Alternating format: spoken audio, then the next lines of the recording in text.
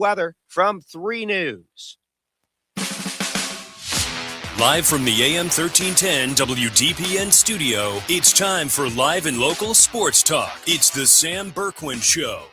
I'm ready. Give the show a call at 330-821-1310. Good call, meatball. Watch the Sam Bourquin Show on the AM 1310 Facebook page, the Q92 YouTube page, and on X. This is the Sam Bourquin Show on AM 1310 WDPN.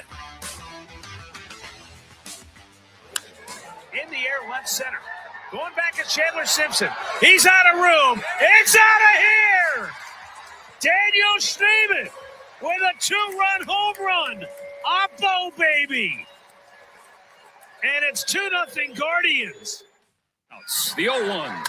Tucker with a base hit into center field. Rushing scores. Here comes Ohtani. And Kyle Tucker has his moment. A walk-off winner. Coming deep into right field. Back it goes. And moonshot for Mooney. The Sox take the lead here in the 7th. Could have made on the Jays. Okay. Uh-oh. Kane turns the corner.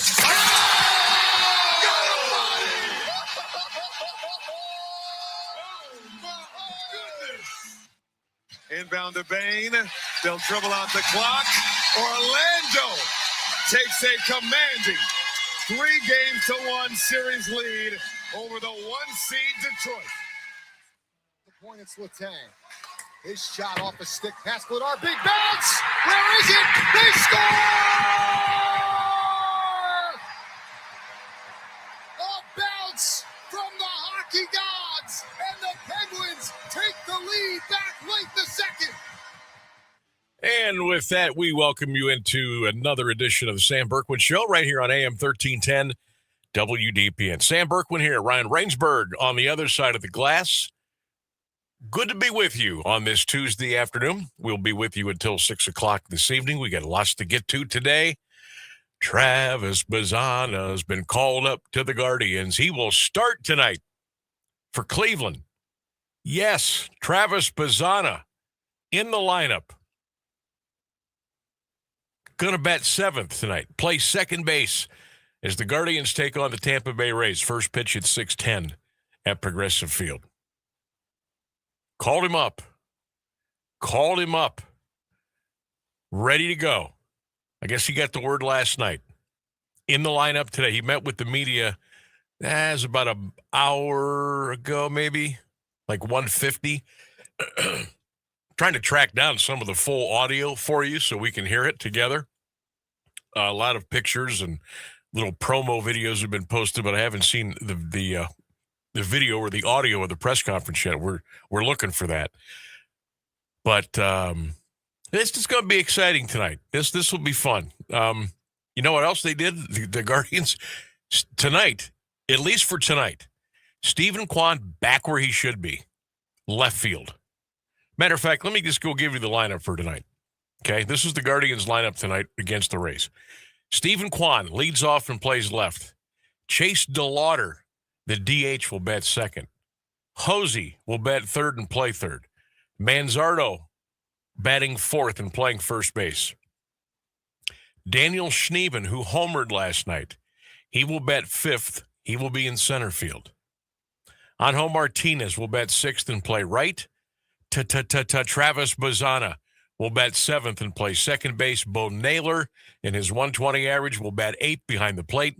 And Brian Rocchio will bat ninth and play shortstop. Tanner Bybee on the mound tonight for Cleveland. So, good things I see on this lineup card. Bazzana in the lineup. Kwan in left field. He's got to figure some stuff out, and I think this might be the way to do it. You wouldn't think that a guy who's played as much, Major League Baseball as Kwan has played already shouldn't affect him playing a different defensive position and let it affect his hitting. But I got a feeling that might be what's going on here. And I am super duper happy he is going to be playing left field tonight. Get him out of center field. Let him go back to where he's comfortable. He's going to lead off. He'll have DeLauder and Hosey behind him. So maybe Stephen Kwan will kind of snap out of the little funk that he's in right now. But I'm excited about this game. Boy, if you'd have told me, hey, April 28th, Tampa Bay, you're going to be glued to the game tonight beginning at 6:10. And obviously I won't be able to see it at 6:10. I'll still be here. But when I get in the car and get going, I'll be listening to see what's happening with the ball game tonight. Guardians fall to the Rays last night. By the way, I don't want to spend too much time harping on what happened last night, but as I texted to numerous friends and colleagues last night, that loss to Tampa Bay last evening I said that this is a ridiculous loss. A ridiculous loss. You wasted another outstanding performance last night by the young left-hander, who, by the way, struck out the first 4 guys he faced last night. First 4 guys. And I thought, oh, wait a minute. Didn't I predict a no-hitter? Maybe we're on our way here. Maybe we're on our way. But a little worm burner hit that died on the grass was the first hit of the night. But still. Oh, I would have loved to have gotten a win last night for the young man.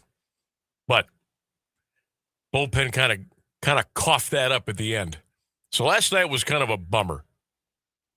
But you get the word last night that Travis Bazzana's been called up. You wake up today, another day at the ballpark. Young man's going to get a chance to put that. He's going to wear number 37. Travis Bazzana's going to wear number 37. Play second base tonight. He will bat 7. So I'm excited. I'm fired up. Guardians fans, are you excited? I'm excited. I don't know. I don't want to put 1,000,000 pounds of pressure on the kid. I'm not doing that. But, he was the overall number 1 pick. How many years ago? 2 years ago? 3 years ago? I think it's time. It's time to see what he's got. He was hitting 287 when he got the call to come up. Extra base hits, a little bit of pop, got some stolen bases. Let's go. Let's see what the young man's got and let him play. That's it. Let him play. This lineup needs something. I don't have all the answers. I don't have all the answers, but I do know that it needed a little injection, a little juice, a little Bazzana, and that's what we got tonight.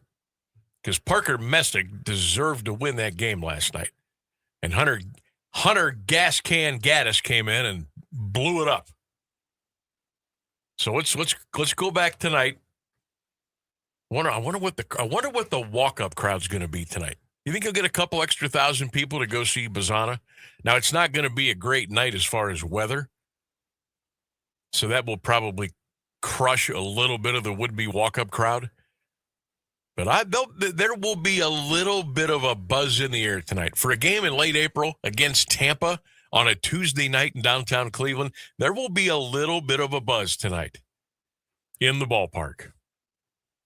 And that's fun. This team needs it.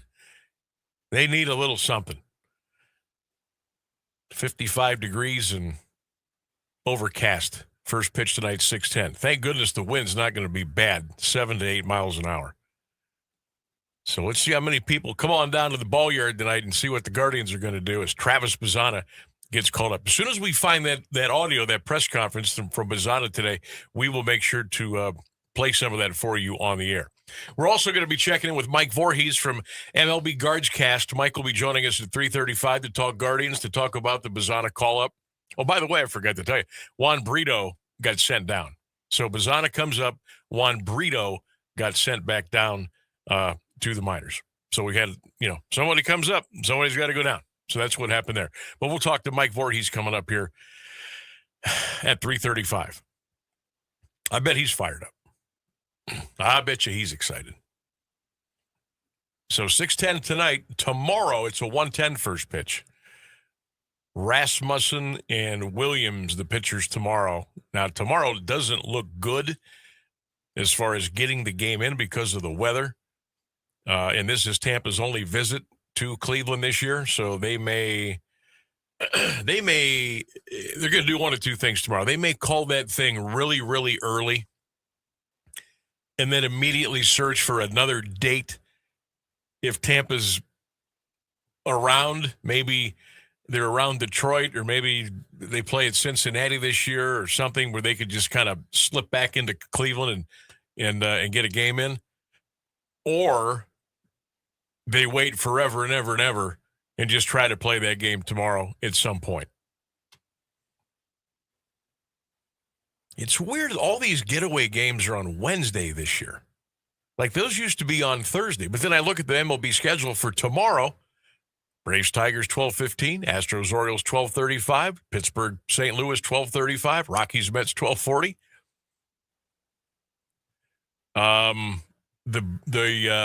The Rays do not have a game scheduled tomorrow, and nor do the Guardians. So they may be waiting a while tomorrow to get that game in up at Progressive Field.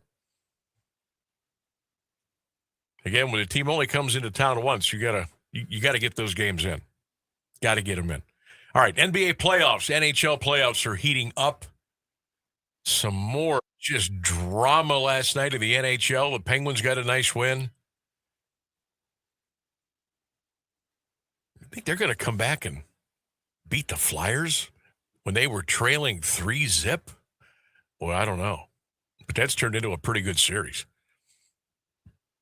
The Magic, the Orlando Magic, are one win away from taking the Pistons out. And don't forget, that's a 1 versus 8 matchup. But a lot of people thought Orlando actually had a pretty decent chance to win that series. They win the game last night, 94-88. They lead 3-1. They can close the deal. Game 5. Thunder beat the Suns last night, 131-122. That series is over. That's a sweep. Thunder 4-0. Late last night, Denver beat the Timberwolves 125-113. Minnesota leads that series 3-2. But again, they are without Anthony Edwards and Dante DiVincenzo for the rest of the series. So NHL, NBA playoffs are heating up. Now it's getting good. We're almost done with the first rounds. Now things are getting good. We're going to talk to University of Mount Union Assistant Sports Information Director Casey Kropka this afternoon. Casey ran in the Boston Marathon last Monday. And it's not the first time he's run the Boston Marathon. Matter of fact, it's not the first time he's run a marathon, period. And he shaved, I think, 7 or 8 minutes off of his last time from a year ago. But I want to have Casey on, number one, because he's a Mount Union guy. Does a great job in the department. And the fact that he could give us a behind-the-scenes look at what it's like to run in a Boston Marathon, I thought would be pretty cool. So Casey's going to join us at 4:35 here this afternoon. Coming up at 4:29, we have Sammy B's Best Bet at 5:29. It's on this day in sports history. We also have our poll question of the day. You can get those comments in right now. Text them at 330-924-7088. Or you can call in at 330-821-1310. Or drop your comments right now as we're open for business on the Q92 Radio YouTube channel. We got the chat open for you. Lots of folks are getting in there. We'll read those comments when we get a minute. But our poll question today, growing up, what was the worst chore that you had to do? When you were growing up, everybody had chores to do. Which was the worst that you had to do? The chore that you had to do. The worst one when you were growing up. Get those comments in. We'll have a little fun with that this afternoon as well. Tomorrow's show. Got a couple in already. Sean Devaney, Heavy Sports. We'll talk Cavs and NBA at 3:35. 4:15 tomorrow, Nick Shook, NFL.com. We'll take a look back at this past NFL draft and the latest on the Cleveland Browns. So that'll be coming up tomorrow. Right now, we'll step out 25 minutes past the hour. Just getting cooking on a Tuesday afternoon in the Carnation City. Let's hang out here on 1310 WDPN.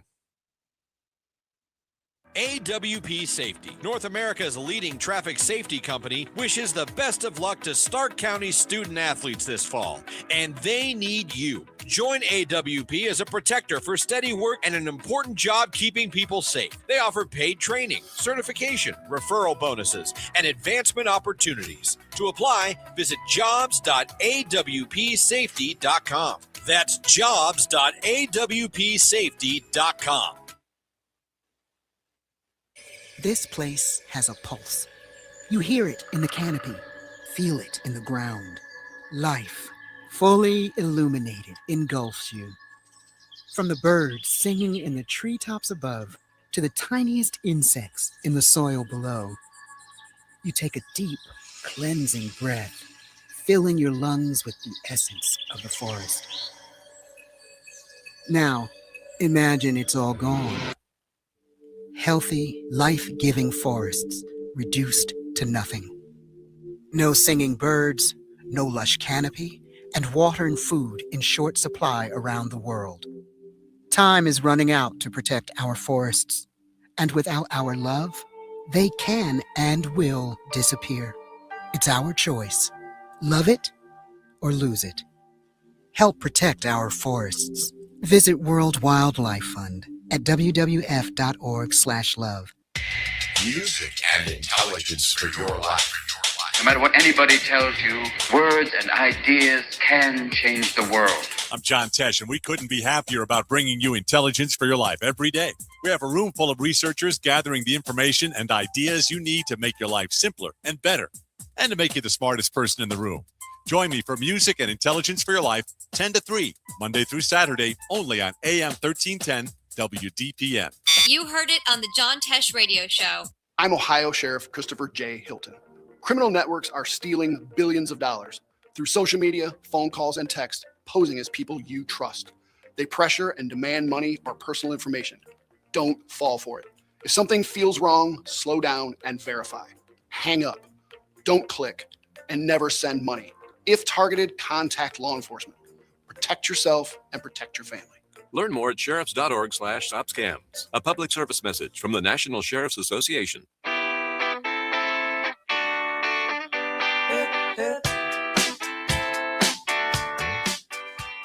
Welcome back, 1310 WDPN, the Sam Bourquin Show. A little chillier than it was yesterday. Going to be a little chillier tomorrow, and so on and so forth. Maybe we get some rain coming in late tonight again, and then maybe into tomorrow. Tomorrow looks like a complete washout at this point. Rain early. They're still calling for maybe a half of an inch to 3/4 of an inch of rain tomorrow through tomorrow night. Good thing the Purple Raiders in Muskingum rescheduled that doubleheader. They were going to play Wednesday. They looked ahead and said, nah, that doesn't look like that's a good idea. So they'll play Thursday over at the Rayfield Rogers Field. The Purple Raiders and the Muskies at 1 o'clock doubleheader on Thursday afternoon. The Purple Raiders 28-7 on the season. Yeah, if the Guardians and the Rays play baseball tomorrow, that will be a miracle. That really will. All right, don't forget, 3:35, Mike Vorhies is going to join us from MLB Guards Cast. We'll talk a little Guardians. We'll talk about the good and the bad, because you gotta bring both sides Obviously, the excitement for Travis Bazzana is through the roof. And I got to thinking, I mean, when they brought Chase DeLauder up, we were fired up, right? Really excited. And now they bring up Travis Bazzana. We're excited. There's still a couple of more guys down AAA level, AA level. I think with a little prodding, you might see at some point this year. You know how the Guardians operate. They don't like giving up that control of the contract of the years and of service. But sometimes when it screams, we've got a problem, and we may have some possible answers down in the minor leagues. Sometimes you have to ask that hard question and make that answer. And DeLauder's up, Bazzana's up. You may see some other guys coming up too. And look, there's no time to panic. We are really, really, really early in the season. But after 20, 25, 30, 35 games, you kind of know who you are. You know what you've got. And if it's time to start a little bit of a youth movement here, I'm okay with it, because the pitching will keep you in the games. Just add around that. Just get some power, a little more speed, a little more traffic on the bases, a little more excitement in the ballpark. You'd be amazed what that can do for you. News and weather coming up next, 1310. WDPN, it's the Sam Bourquin Show. Here's the latest news on AM 1310, WDPN. Good afternoon, it's 3:30. Authorities Tuesday raided nearly 24 facilities in Minnesota as federal officials continue to probe allegations the state was defrauded of billions in taxpayer dollars. 22 federal search warrants were executed by the FBI and other agencies. The locations in Minneapolis were largely Somali-linked businesses. The Department of Homeland Security said its investigations unit was also involved in carrying out the raids. Concerns developed last fall about fraud schemes targeting federal and state welfare programs in Minnesota prompted government investigations and heightened federal scrutiny into similar operations across the country. Multiple published reports indicate President Trump did not respond favorably to a proposal from what remains of the Iranian Islamist regime to commit to formally ending hostilities before any negotiations to stop Iran's nuclear development. The president indefinitely paused airstrikes and other military attacks this month, saying the original mission had succeeded in devastating Iran's ability to pose a threat to America and its allies in the Middle East. He also announced last week he would not send his diplomatic team to negotiate with Iran and Pakistan, saying as a result of the elimination of dozens of leaders, Iran had no coherent leadership structure. United Arab Emirates announced today it would depart the Organization of Petroleum Exporting Countries May 1st. UAE noting its long-term strategic and economic vision had diverged from OPEC's. Joining in 1967 as the Emirate of Abu Dhabi, the UAE served as OPEC's third largest producer. Officials stated the decision reflects a policy-driven evolution, enhancing flexibility to respond to market dynamics while continuing to contribute to stability in a measured and responsible manner. The Abu Dhabi National Oil Company has long sought to increase production, but disagreements with Saudi Arabia prevented any expansion. Secret Service officer shot by the suspect charged with attempting to assassinate the president during the White House Correspondents' Dinner was the only agent to return fire. An affidavit filed in federal court Monday charged Cole Allen with the transportation of a firearm and ammunition in interstate commerce with intent to commit a felony, discharge of a firearm during a crime of violence, and attempt to assassinate the U.S. president. The affidavit does not state any other security officers in the vicinity discharged their weapons, suggesting it was only Officer V.G. who fired several rounds at the suspect. The officer only discharged his weapon after being shot himself. The document further states the suspect fell to the ground and suffered minor injuries, but was not shot. A pro-illegal immigrant group received more than $8.7 million from taxpayers in the year it helped spark protests. Coalition for Humane Immigrant Rights reported the government grants in its tax filing covering July 2024 through June 2025, the month that Los Angeles was set ablaze by anti-deportation rioters. Churla created an anti-ICE network as rioting spread across Central California for days, causing damage estimated between $32 million and $1 billion, according to local and federal agencies. The House Judiciary Committee and Republican Senator Josh Hawley of Missouri sent Churla letters in June demanding records of its finances and internal communications. Those have not been handed over, and lawmakers have announced no further action. 69 degrees at 3:33 for WDPN News. I'm Clint Marshall. Here's Mark Johnson's forecast on AM 1310 WDPN. Drying out for your afternoon with some sunshine. It'll be blustery with a high of 71 mild degrees. Overnight, some scattered rain and thunder after midnight. Mainly cloudy skies, our low 53. From the 3 News Weather Center, I'm Mark Johnson.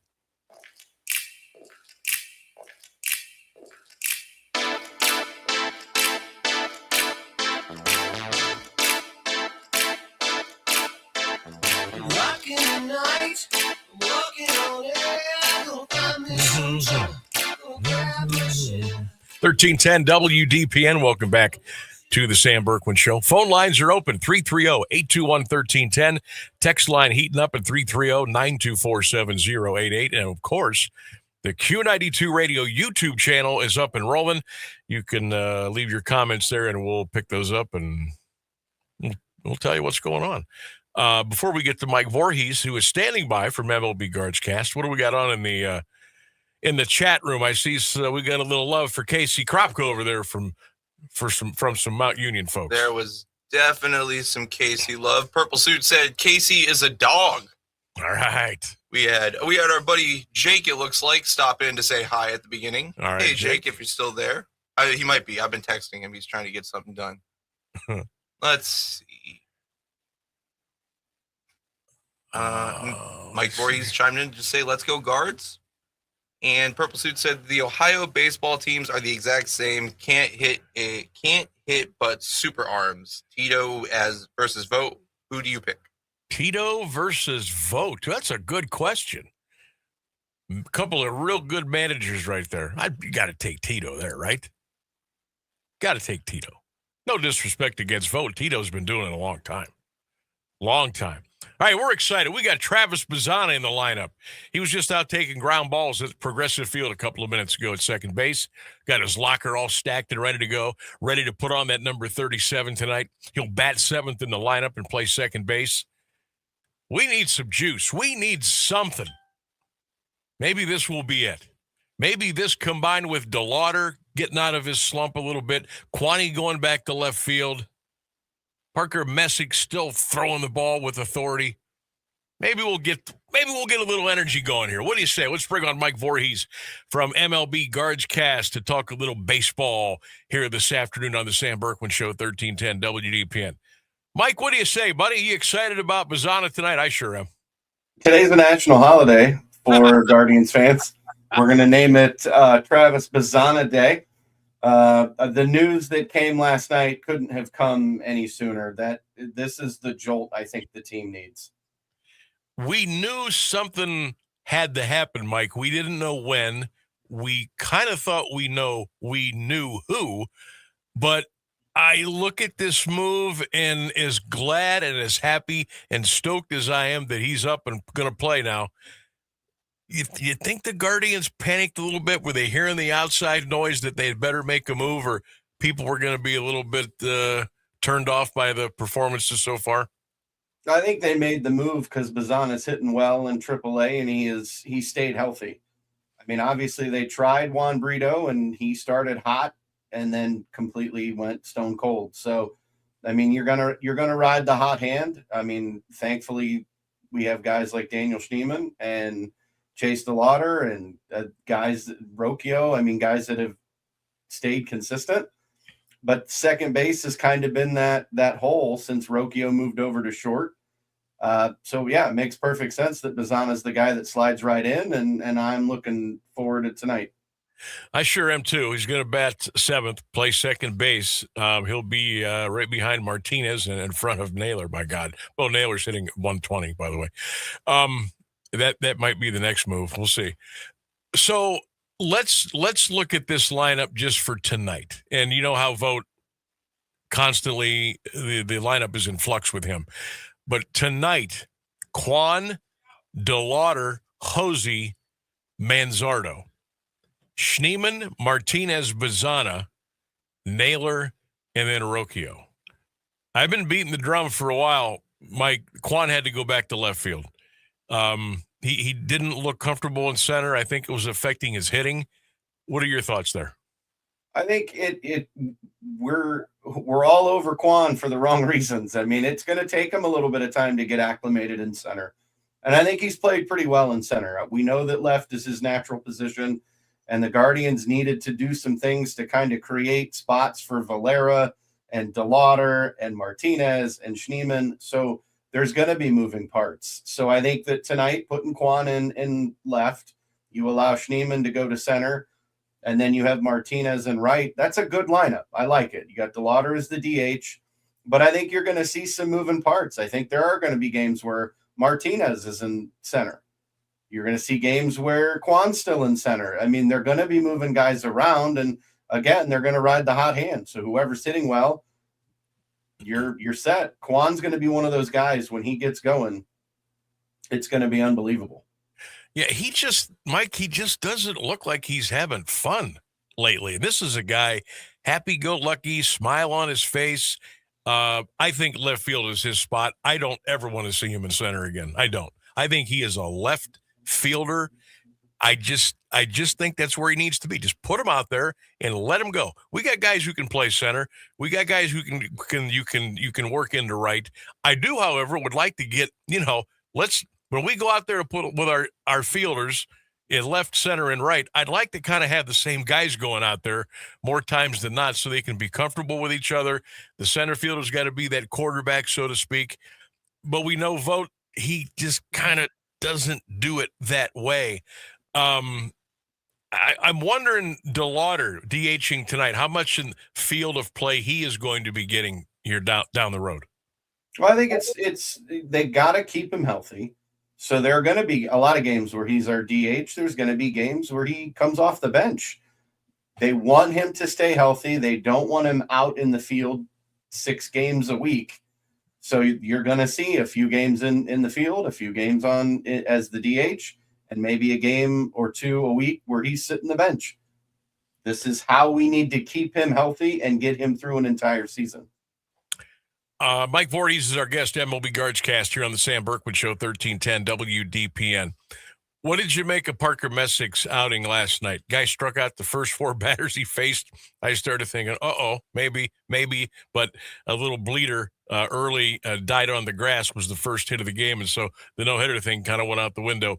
But, man, he is throwing the ball, Mike. He is really pitching well.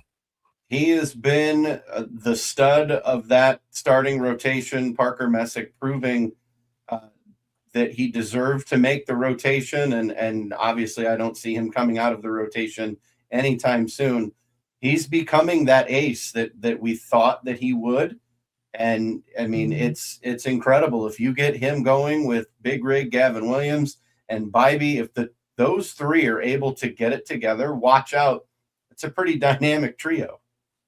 I'm hoping that Bybee can figure some things out. He still is throwing way too many pitches early in the game. His pitch count it's really high after about the 4th inning. And he's got to have more control.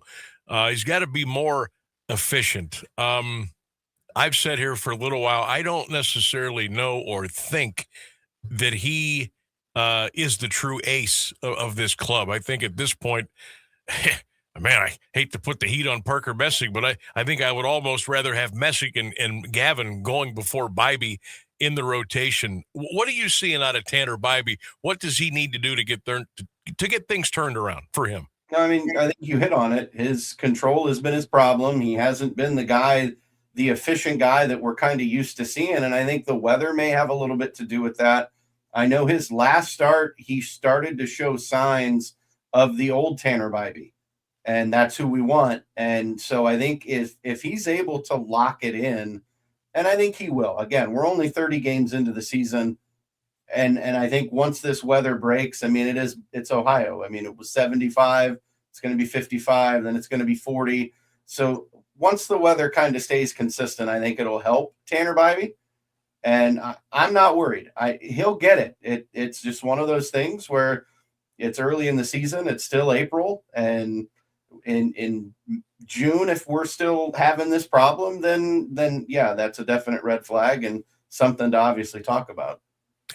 The Guardians falling last night 3-2. Don't want to look too much back because we do have a game coming up here in less than 3 hours. But again, only 6 hits last night. You coughed up the lead in the 8th. You gave up a couple of runs to Tampa for that 3-2 ball game. Hunter Gaddis, he didn't have it last night. That was obvious. He has been he's been a lot more solid than we saw him last night. When you look at our pen, like how would you rank? Let's just say our starters get through the 5th, maybe the 6th. What kind of bullpen rotation would you like to see starting in the 6th, 7th, and then obviously to get the ball to Cade in the 9th. Well, obviously, I would not like to include Matt Festa, but unfortunately, that's Vote's guy. So Festa's going to be around, and I think he's usually the first guy out of the pack. We have two dynamic lefties with Sabrowski and Heron, so I think you can flip-flop those. Mm-hmm. I would love to see Sabrowski in the 7th and then go to Gaddis in the 8th, and then you ride with Cade in the 9th. Obviously, Sean Armstrong getting hurt, going to the injured list. They call up Colin Holderman. He's back. He pitched last night, 2 innings, and looked really good. So, it's going to be plug and play, and they're going to Vote's all about matchups. And they know their stats. They know their stuff, and he's going to continue to kind of move these guys around and use them like Legos and continue to build this bullpen where it needs to be. From MLB Guardscast, Mike Vorhies is our guest. You can check him out at MLB Guardscast. A lot of great content. Got some shows going on. Mike, what's the best ways people can check out your content? Well, we're part of the network 216. We're on Twitter. We are on Facebook, the MLB Guardcast. We're on Spotify, Apple Music, anywhere you get your podcast. That's where we'll be. I am on X and Facebook. Give me a shout. Let's go. Guards are going to have some fun tonight, Sammy. I'm calling it now. Bazzana hits a home run tonight. I'm calling it now. God. Oh, here comes Homer Mike. Here he comes. Hey, I called John Kenzie Noel's home run in his first at bat in Baltimore. Yeah. So all right. I will take a couple of base hits tonight and a stolen base. And he gets up and he starts waving to the crowd after he gets the base. That's what I want to see tonight. How many people do you think will show up tonight? There were a little over 18,000 last night. Obviously, the weather is going to be not great tonight. But what do you think the walk-up might be? I mean, there's got to be a little peak of interest, right? I think there's going to be a little bit more than last night. I think that everybody's kind of excited about Bazzana, similarly to what they were when DeLauder came up, and even before that when we had Frankie Lindor when he came up. And we know that Cleveland's got talent, and we want to see that talent on the field. Bazzana's one of those guys that we've been wanting, we've been salivating, and we're like, hey, we really think it's time. Let's go. The team's like, well, let's let him stay healthy. Let's see if he can hit. He's proven that he can hit. He was doing very well in AAA. We know that sometimes that doesn't mean that he's going to do well here, but he was the number 1 pick in 2024. There's a reason they picked him. So it's time for us to see what we've got. And I think we're looking at the middle infield of the future. That's just me. Well, and to piggyback off of that, Mike, the class that Bazzana was in, look at all the success the players that have had after him that were drafted 2nd, 3rd, 4th, 5th, 6th, 7th, 8th. I mean, it was time to get him up. Now, and it wasn't like he was hitting like 350. He's hitting 287. So, I mean, I don't know what to make of that, but the fact that his numbers across the board, you just really couldn't keep him down there any longer. Well, it's again, we had a hole at second base, and I think they were kind of hoping that Brito would fill that in for a little bit, and then he didn't. So knowing that Bazzana was doing well, obviously 24 games, he had 27 hits. I mean, we know that he's there. He can do it. Had doubles, triples. Obviously, the power will come if he's got it. But yeah, you said it, stolen bases, plays phenomenal defense. And again, he was the number 1 pick in 2024. They want to see what he's got, and finally he's healthy enough. And I think it is time, and we're in for a treat. Yeah, he's just a flat-out ball player. I think that's the best way to describe Travis Bazzana. A couple more quick ones here, Mike. We'll let you roll. We'll start with the catching. I don't know how much longer you can go with Bo Naylor. He's not even hitting a $130 right now. I think I've kind of seen enough there. But I also know I can't run Hedgie out there 6-7 games a week either. What are we going to do there at the catching spot? Well, we've got David Fry. He's going to catch a little bit as well. And I think they're going to give Bo until the middle or end of May before they make a decision. I think you've got 2 catchers down in AAA that are doing well, Cooper Ingle being one. Yep. So there's some options. But I think they really are hoping, with it only being 30 games in, they're hoping that Naylor can get hot. And he has shown in a few games here and there that it looks like he's going to break out of it. And then he has a game where he strikes out 3 times. So we don't want Hedge out there every night. It's just not. I know they're undefeated when he's in the lineup, where they were. They're now 9-1 or 10-1 with him in the lineup. So again, it's too much. You're going to play the matchup. Yeah, you're going to play the matchup. Hedgie's going to play against lefties usually, but now you have David Fry that can do it too. And if you have to give Naylor some time off, that's fine. I think it'll be okay. We're not going to hit the panic button yet, but I think if he's still doing this by the end of May, he may be sent down to AAA and told, hey, go figure it out. And if you can do it, we'll bring you back. Yep. He just looks so uncomfortable at the plate. So uncomfortable. I wonder if he's ever going to get out of it. Mike Vorhies, MLB Guards Cast. Appreciate your time. I know we're all excited about tonight, 6:10 at the ballpark. The Guards and the Rays, and Travis Bazzana will bat 7th tonight, and we'll see how it plays out. Mike, always a pleasure. Appreciate the time, man. Appreciate you, brother. Let's go Guards and go Travis Bazzana. There he goes. Mike Vorhies, MLB Guards Cast. Check him out on all of your favorite social media platforms. Coming up on 352, this is the Sam Bourquin Show on AM 1310 WDPN. Your thoughts, your comments, what are you expecting tonight out of Travis Bazzana? How excited are you to see the young man get out there and play second base and come to the plate tonight with the bat in his hand? 330-821-1310 is our telephone number. We'll dig in when we get back.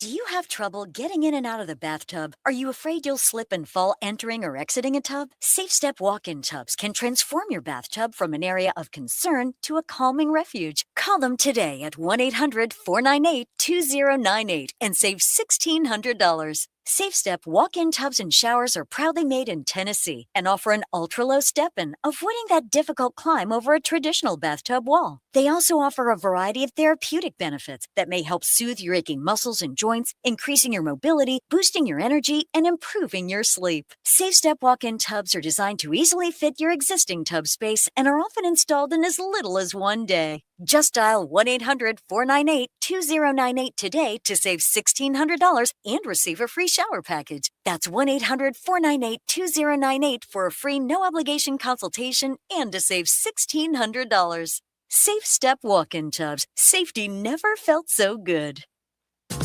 Here's the deal. We gotta set ourselves up.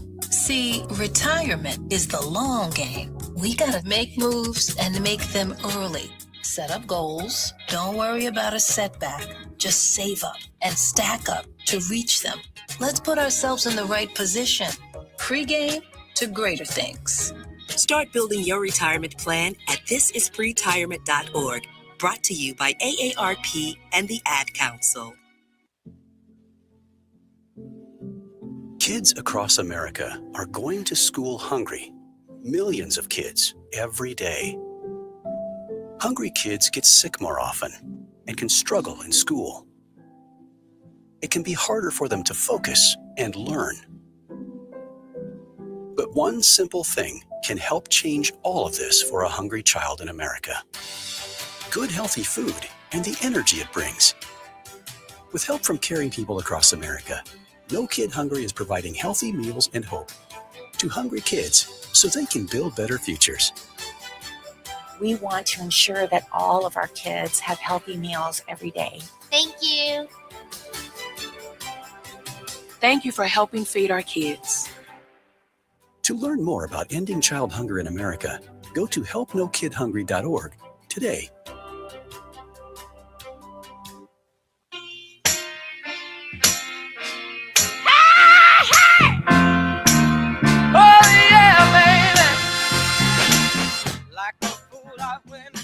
Too long. I'm wondering if your love's still strong. 1310 WDPN. Welcome back to the program. Thanks to Mike Vorhies, MLB Guards Cast, for talking a little baseball with us this afternoon. 330-821-1310 is our number. 330-821-1310. Try to think what I would like to see with Travis Bazzana's first at bat tonight. The easy answer is, home run. What about a triple to the gap with a head-first slide? What about beating out an infield base hit?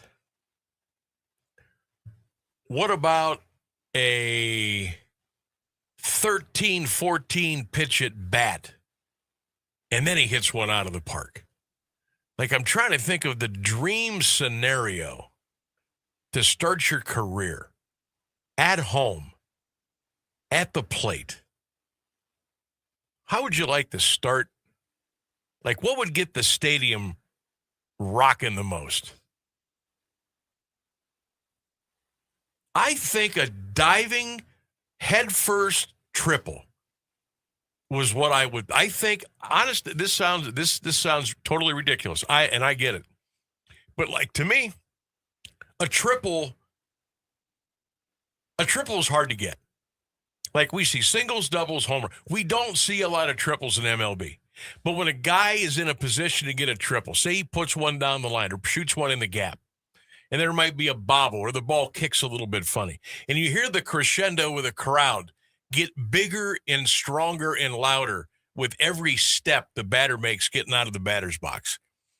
And by the time he decides he's going to go for three, that crowd is at a fever pitch, and then he'll slide into third base and get up and pump his arms a couple of times. I think, to me, I think that would be better than a home run.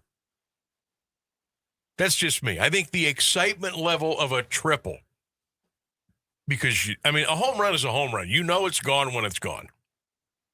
Triple, man, it could come down to a split-second tag. To me, that's what I vote for. I'd vote for the triple in the gap, a nice relay from the outfield to the infield, the play at third, and Bazzana gets in under the tag with a head-first slide and stands up and pumps up the crowd. That's what I want to see tonight. That's what I want to see. I'm not greedy. I don't have to have a home run. I think a triple would be a beautiful way for Bazzana to start his career. What do you think? Rainsburg, you like that idea? Or do you just want a home run? This is funny because I'm not even 100% sure what a triple is. Oh, well, is that where you pass all three bases to cross home to score a point? No, that gets you to third. Okay, so yep. So a single you go to first, yep. Double you get to second, a triple you go to third. Oh, yeah, got it. But that's what I want. I told you. I'll bring a baseball book in for you. My baseball knowledge is none. There is nothing. Oh, all right. Well, I'm going to need some help there. I'm going to need some help from the huddled masses to help Rainsburg learn the sport of baseball. Godspeed to all of you. You've come a long way in a year, but we gotta polish up on baseball here. Look, I've been honest about this. I like basketball a lot. I like football. I'm just not that interested in baseball. Well, you will be now. Okay. Because Bazzana magic. Here we go, Rainsburg. I'll admit the automatic ball strike thing was kind of interesting for a day or two. That was cool. Yeah? Yeah. I thought that almost. I'm kind of liking it. They do it so quickly, it doesn't bother me. Now, if it would want to be one of those things where it just drags on, like reviews in the NFL and the NBA, I'd take that ABS system and I'd chuck it right out the window. Yeah, I really wish. So far, it's working at a pace and a speed where it doesn't interrupt too much the flow of the game. And to me, that's a very important thing. I would love to see it in like NBA or NFL in some capacity. Just because if they could find a way to also speed up those games, basketball's fast enough, I'd say, but football could be a little faster. But just the amount of time that it takes for a review in the NFL and the NBA is, I'll be 100% honest with you. And it doesn't really matter where the game is as far as the time. It could be the fourth quarter. It could be an overtime, but if the review lasts longer than I'm comfortable with, I walk away. Or I turn the channel. And if I miss the biggest review in the history of the world, then so be it. I can't sit there and just wait and piddle around and wonder and watch and stare for minutes at a time for a call to be made. I can't do it. There's been times I have literally walked away from a game and didn't know what happened or didn't know who won because the review took so long. I got so frustrated, I shut it off. You don't just like look down at your phone and start scrolling Facebook or something when that happens? It depends. That's what I do, honestly. I just can't take it. It's like, come on, man, you are ruining the flow of the game. You are ruining the game. But yeah, that's happened to me before. I'm like, oh well, I missed it. But based on the ABS, they got it down pretty good. All right, we got the news and weather coming up here at the top of the hour. Don't forget our poll question today. When you were growing up, what's the worst chore that you had to do? I know a lot of you had to scoop doggy doo-doo. Okay, I see that coming through a lot today. But get those in, 330-821-1310. You can drop those texts off as well at 330-924-7088. We'll get back into the Guardians. We'll talk more about Travis Bazzana's debut tonight. We'll take a look at the NBA playoffs. Casey Kropka, Assistant Sports Information Director at the University of Mount Union. He ran in the Boston Marathon last Monday. Casey's going to join us at 4:35 today and tell us all about it. Looking forward to that. 330-821-1310 is our telephone number, but now it's time for the news. News, weather, sports, local information, and music 24 hours a day. This is AM 1310, WDPN Alliance. ABC News, I'm Michelle Franzen. King Charles delivering a rare speech to both chambers of the U.S. Congress, touching on the shared values of both countries and also showing solidarity following the attempted assassination of President Trump and cabinet members at the White House Correspondents' Dinner on Saturday. Let me say with unshakable resolve, such acts of violence will never succeed. King Charles receiving a standing ovation from lawmakers. The King and Queen attend a state dinner at the White House tonight. Sources say a grand jury in North Carolina has indicted former FBI Director James Comey, this time on charges focused on an Instagram post last year showing a seashell formation with the numbers 8647.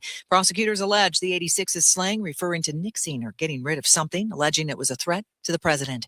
On Wall Street this hour, stocks are down over concerns of the ongoing war with Iran. This is ABC News. Workdays can be unpredictable, but your workwear shouldn't be. With the Cintas Apparel Plus program, you'll have freshly laundered garments for everyone on your team delivered every week. Cintas has workwear for just about any job imaginable, with high-performance fabrics and an uncompromising fit that stretches and moves with you. Don't leave looking and feeling good to chance. Visit Cintas.com. Oh, I'm ready! And get ready for the workday.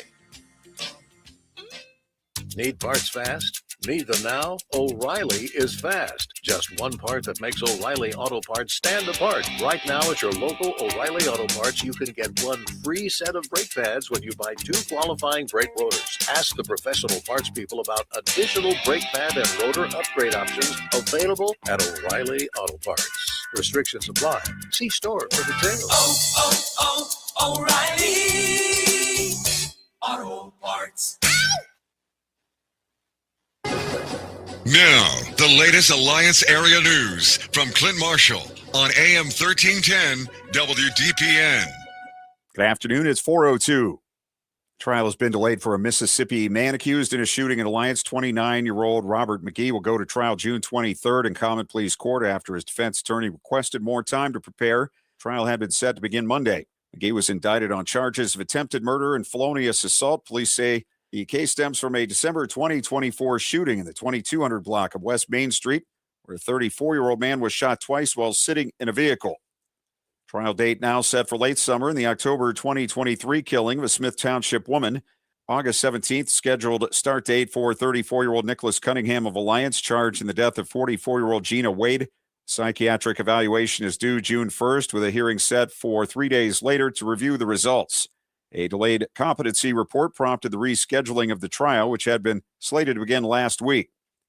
Kansas City Council delaying a major tax break vote for proposed Amazon data center. During Monday's meeting, Council moved the decision on a 30-year 75% property tax abatement to May 18th. The repository reports a community meeting will be held May 12th. Project planned for Perry Township would include large data center buildings and a new electric substation on about 100 acres off Faircrest Street Southwest. Residents have questioned transparency, environmental impacts, and the value of tax incentives for the project. Lake Township trustees moving to pause new data center projects for 6 months as they review potential impacts on the community. The decision made Monday with officials saying the moratorium will allow time to study effects on health, safety, utilities, and local infrastructure before any new operations move forward. 5 people were injured in a serious crash on Route 30 in Canton. Police say it happened just before 4 p.m. Sunday when a driver failed to control the vehicle and rear-ended another car in the eastbound lanes near Raff Road. The wreck forced one vehicle off the road. The other struck a sign, overturned multiple times, and came to rest on its side. 4 people were ejected. Victims were taken to area hospitals. The driver at fault was cited for failure to maintain reasonable control. The crash remains under investigation. Nearly $850,000 is headed to local projects to boost business and infrastructure. The Ohio Department of Development says more than $562,000 will support MRO built in Jackson Township for new machining equipment, creating 7 jobs and retaining 50. The company located on Promway Avenue Northwest. A traffic stop on I-80 in Portage County led to a significant drug seizure. Deputies with the Portage Aggressive Crime Enforcement Unit pulled over a vehicle in Shalersville Township April 22nd for minor traffic violations. Deputies searched the car and found more than half a pound of fentanyl hidden in a backpack under the spare tire. Driver, 38-year-old Kevin Hawkins of Detroit, and pastor, 33-year-old Luther Hunter of Southfield, Michigan, were taken into custody, the case being referred to federal authorities. Man linked to an East Liverpool homicide has pleaded guilty to reduced charges. 26-year-old Travis Kidder admitted Monday to involuntary manslaughter, tampering with evidence, and obstructing justice. In the 2021 shooting death of 20-year-old Bryson Douglas, prosecutors say he was the driver and has agreed to testify against 30-year-old Curtis Holland of East Liverpool, who was one of 2 gunmen. More serious counts against Kidder will be dismissed, sentencing scheduled for October 19th. Fiery crash shut down part of a Lisbon intersection Monday afternoon after 2 vehicles collided just before 5 o'clock. Police say an SUV and a box truck crashed at West Lincoln Way and South Lincoln Avenue, with the SUV bursting into flames. Passerby helped pull the driver from the burning vehicle. Both drivers were reported to have escaped injury. Police say the cause of the crash and the fire remains under investigation. Sebring Village Council delaying a decision on creating a new business development director position, pushing the proposal into discussions for the 2027 budget. Village manager Chris Frazier says the role would focus on attracting businesses, securing grants, and helping fill vacant properties. Council also sent a community relations officer plan to the Finance Committee. Officials say the part-time police position would expand community outreach and improve communication with residents. That includes support for the Blue Envelope program for individuals with special needs during traffic stops. Man accused in a deadly shooting outside a Youngstown bar has pleaded guilty to multiple charges.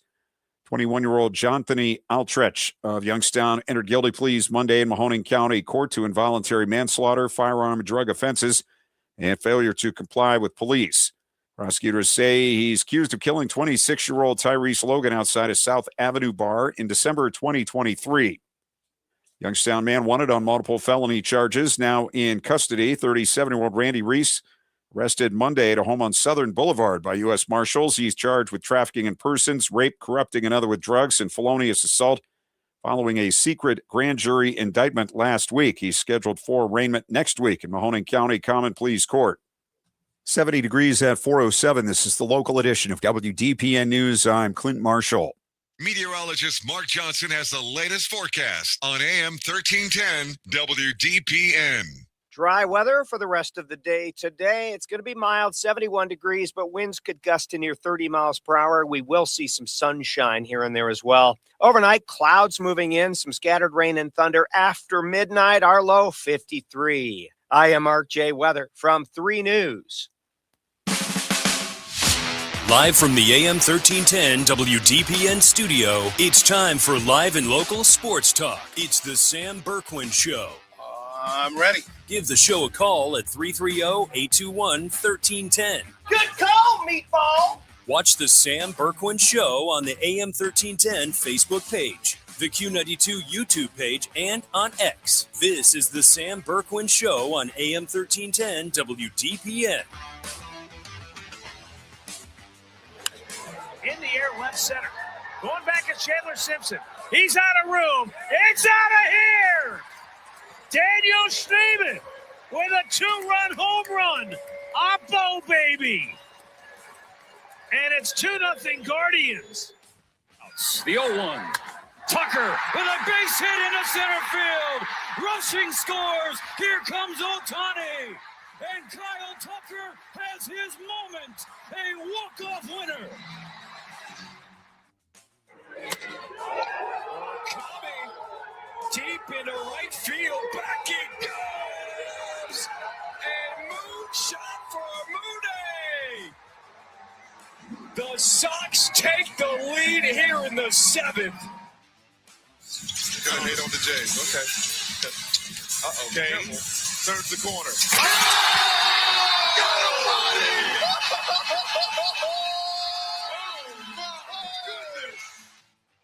Inbound to Bain. They'll dribble out the clock. Orlando takes a commanding 3-1 series lead over the 1-seed Detroit. Point it's Letang. His shot off a stick past Gladar. Big bounce! Where is it? They score! A bounce from the hockey gods, and the Penguins take the lead back late the second.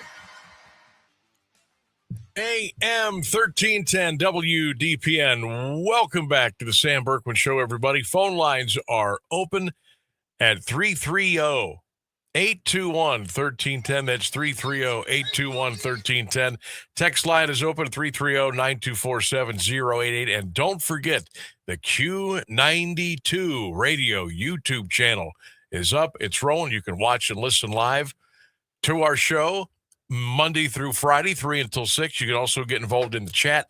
You can drop your comments in there, and we'll read them as they come in. Want to thank Mike Vorhies, MLB Guards Cast, for joining us earlier in the show to talk a little Guards ball. Travis Bazzana is going to be in the lineup tonight. If you missed it, he got called up last night. He will wear number 37. He will bat 7th tonight, and he will play second base as the Guards play the Rays at 6:10 at Progressive Field. Ooh, I'm excited about this one. Just excited to see him out there.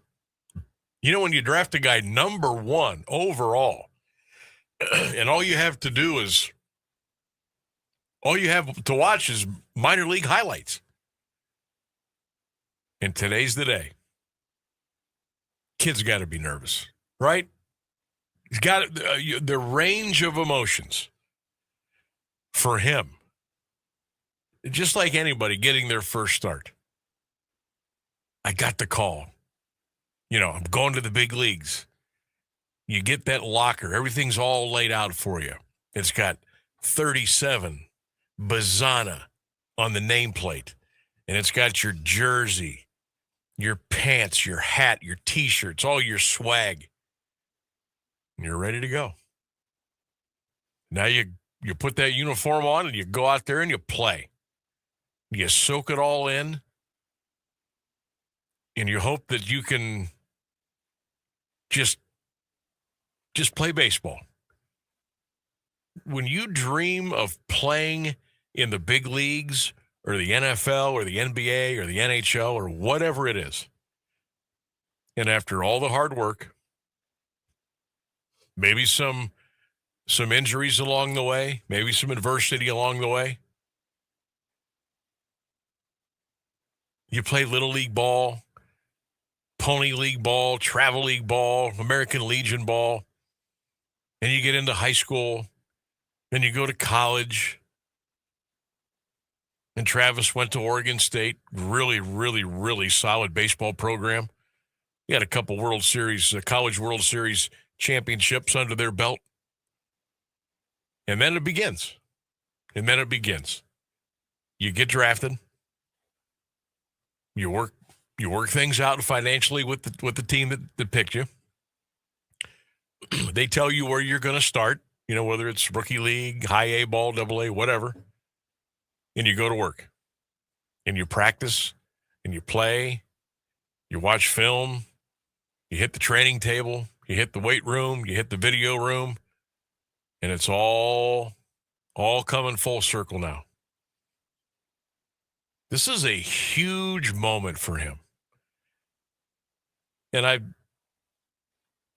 look back at some of the debuts of other players in Major League Baseball. As a matter of fact, it's funny how this worked out today with Travis Bazzana making his debut tonight for the Guardians in Cleveland against Tampa at 610 Progressive Field. It's really crazy how it worked out today. Part of our On This Day in Sports History. You know who else made their debut today as a major leaguer? Bryce Harper. Yeah. Bryce Harper today at Dodger Stadium in his first at bat hit a double over the center fielder's head in L.A. So Travis Bazzana gets to have all those emotions tonight, starting to play the game of baseball, all the practices and the heat, the humidity, playing in bad weather. Hey, Corvallis, Oregon, no treat to be playing college baseball there in the spring. Their weather is worse than ours sometimes.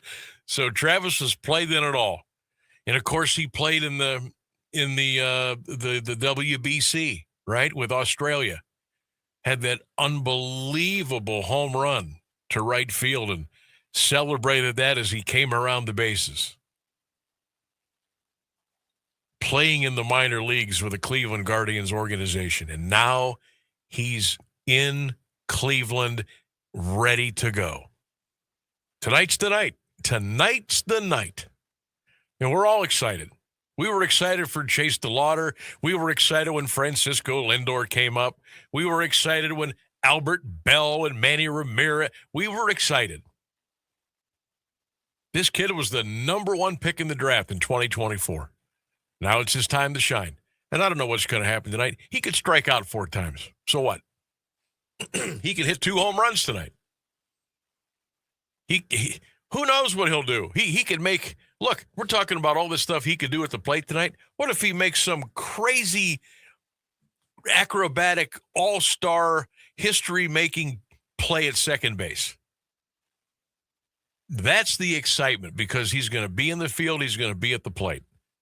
And we just get to watch. We get to watch his dream come true. And we get to root for him because he is one of us now. He's a Cleveland Guardian baseball player. And everything that builds up to it, it all comes to a crescendo tonight. He'll be batting 7th. Game starts at 6:10. I'm banking on hopefully a good first inning for Tanner Bybee. Get the Rays up and down. And I'm thinking by maybe around 6:25 or 6:30, Travis Bazzana is going to step into that batter's box. He's going to hear his name called for the first time over the PA system at Progressive Field. He's going to get a thunderous ovation. He's probably going to have some nerves. He'll be shaking up there a little bit. But the first pitch, the first called strike, the first foul ball, the nerves will go away a little bit. He'll settle in and he'll remember, yep, this is what I've been wanting to do my entire life. And I've finally arrived. Now I'm just going to do what I love. And that's play baseball. At the end of the day, it's about playing ball. And we get to watch it tonight. We get to listen to it tonight. We get to see how it plays out. And the best part about all this is it's his first game. His first game of hopefully thousands in a Cleveland uniform. What's your excitement level? 330-821-1310. Drop your comments in the Q92 Radio YouTube channel and the text line. Or the chat. What are you feeling about tonight? Now, just never mind Guardians, never mind Rays, how are you feeling about Travis Bazzana in his first major league game tonight? How much forward are you looking forward to this tonight? What are your expectations? And what does it mean moving forward for this team? As we're starting to see a little bit of a, I don't want to say a full youth movement, but I got to admit it's kind of fun that DeLauder's up here now, and now Travis Bazzana's up here now. You could see some other guys coming in a couple of months, maybe a catcher, maybe another outfielder. All the while, we're just kind of hovering around first place in the division. And again, it's very early, but we get to watch these new kids come up and kind of work their magic and, be a part of their history with them. All the while, we still got a shot at this division. This isn't like those September call-ups, right? When you're 30 games under 500 and they're bringing everybody and their mother up to play baseball at the end of the year. That isn't like this. This is watching these guys grow up on the fly, try to make a difference. All the while, we're still trying to compete for the Central Division. And I think that's a cool part, too. All right, Travis Bazzana spoke to the media today. This is not very long. He met with the media around 1:50 this afternoon in the bowels of Progressive Field. So there was a gaggle of reporters down there just kind of firing questions at him. And I wanted to play this for you now, obviously, as we are less than 2 hours away from the first pitch tonight. So here's Travis Bazzana after being called up last night. He was in his uniform today at Progressive Field, and he met with the media. Here it is. Called up at this time of the year in April, just how do you mitigate through those expectations? Yeah, I mean, it's the beautiful part of it is like I've worked really hard to be in a place where there's expectations and pressure, and realistically, it's like I've always been the highest. I've always wanted the most for myself, like growing up and now. So I think like any expectations that are out there, like I have just as great for myself. So I'll hold myself to that, and it won't be mitigating. Just got to go out and be me, play hard, and just be the best version of myself. And I'm sure it's all going to be really quality work. Just following this team this past month, where are you most looking forward to contributing as well? Where am I most looking forward to? I mean, I think I'm going to play second base a fair bit, and I'm just excited to be a part of a team that's winning. Obviously, a great group, and hopefully, I can provide on both sides of the ball and help us, keep winning and go win the division. Travis, it'll be 2 years this July that you were drafted. In that time frame, you climbed the ladder, mentioned some of the injuries. Are you at where you thought you'd be in 2024? You looked ahead on April 2026, you making big. Yeah, I mean, you kind of have this rushed idea in your head that like everything goes smooth. Like, I mean, I would have hoped by 2026 I was able to impact this team kind of when I got drafted. So it's good to be here now, and a couple bumps, but I'm feeling really strong and in a perfect place to join and really help the team win. Travis, you mentioned that confidence in yourself. Going back to growing up in Australia, at what point did becoming a major leaguer feel like a realistic goal for you? Yeah. I mean, I had thought about it and dreamt about it since I was as long as I can remember, like 5, 6 years old. I mean, I remember in the computer room when I was maybe 6 to 8, like having a tab of MLB.com and just like watching the daily highlights almost every time, and when I got home, same thing. It was just something I had always thought about, but I think 13, 14 was like a couple years where I had this, not a rough patch, I was still a good ball player, but like people grow up. I was a good, strong little leaguer. People grow up, you're a little undersized or whatever. And that, like, after that, once I kind of grew and started, like, really getting into some quality training routines and striving for more and understanding goal setting, different things, like, I'd say about 15 was when I was like, I can go and do what I want and what I set my mind to. And I was pretty confident in that. And yeah, lucky enough had a good start to my summer ball and collegiate career, really like ingrained in me that this is a real possibility, and I just got to keep going. All right, mate. Let's go. Come on. Travis Bazzana tonight, batting 7th for your Guardians. He will be at second base. That was a couple of minutes from his pregame press conference today earlier up at Progressive Field. We're coming up on 24 minutes past the hour. This is the Sam Bourquin Show right here on AM 1310 WDPN. It's a pledge about becoming an adult. It's a pledge to not drink and drive. It's a pledge to stay sober and to make smart decisions. And Alliance High School is making that pledge. It's Christian and Lauren in the morning, and we're taking our show on the road and broadcasting live from Alliance High School for the 18th annual Students for Sobriety broadcast on May 1st. Not only are we bringing the morning show, but tons of fun and prizes too. The 18th annual Students for Sobriety broadcast is brought to you by Safe Communities with the Stark County Sheriff's Office, Child and Adolescent Behavioral Health, ComQuest Recovery Services, CSE Federal Credit Union, SARTA, Genesis Recovery and Wellness, Hatherell Insurance, and the Vandevart team. Tune in Friday, May 1st to catch us live from Alliance High School. For 75 years, the Muscular Dystrophy Association's voices have thundered through the halls of Congress. For 75 years, we've willed the impossible into existence. For 75 years, the MDA community has pushed the science, shifted the narrative, and established the field of neuromuscular medicine. And until that day, when this is all a thing of the past, you couldn't stop us if you tried. Join us and celebrate 75 years of breakthroughs at mda75.org. And we're live here outside the Perez family home, just waiting for the... And there they go. Almost on time this morning. Mom is coming out the front door strong with a double-arm kid carry. Looks like Dad has the bags. Daughter is bringing up the rear. Oh, but the diaper bag wasn't closed. Diapers and toys are everywhere. Ooh, but Mom has just nailed the perfect car seat buckle for the toddler. And now the eldest daughter, who looks to be about 9 or 10, has secured herself in the booster seat. Dad zips the bag closed, and they're off.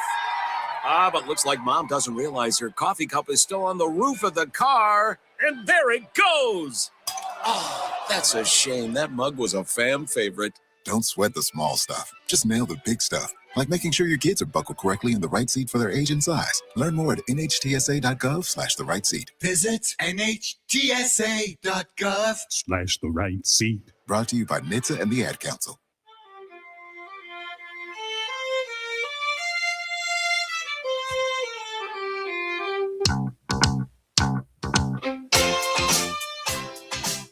Welcome back to the Sam Bourquin Show. We got a couple of minutes before we get you to the bottom of the hour news and weather. Don't forget, 4:35, Casey Kropka, Assistant Sports Information Director at the University of Mount Union. He's going to join the program today. We're going to talk about Casey's experience last Monday at the Boston Marathon. He ran in the marathon.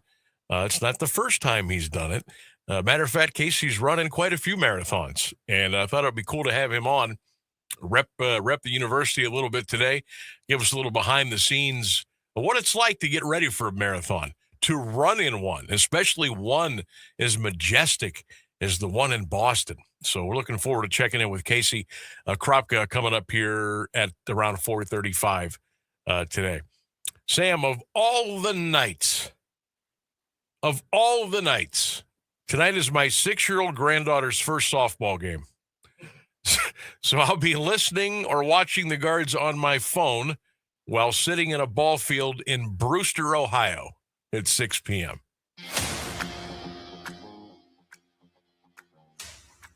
Families first. Families first. But you'll have your phone with you. Now, I don't know what kind of phone reception you get out in Brewster, so that could be a whole nother issue, right? Okay, Sammy's best bet. We do it Monday through Friday, 4:29 here on the show, 1310 WDPN. We had a good week last week, 3-5, right? So we were kind of feeling our oats a little bit, putting our chest out a little bit. Oh, last night kind of went south on us. We had the over in the Yankees and the Rangers. It did not go over the total. So tonight we're gonna take another stab at it. I was hemming and hawing. Do I go Major League Baseball tonight? Do I go NBA? Do I maybe take a shot in the NHL? And it all circled back to Major League Baseball.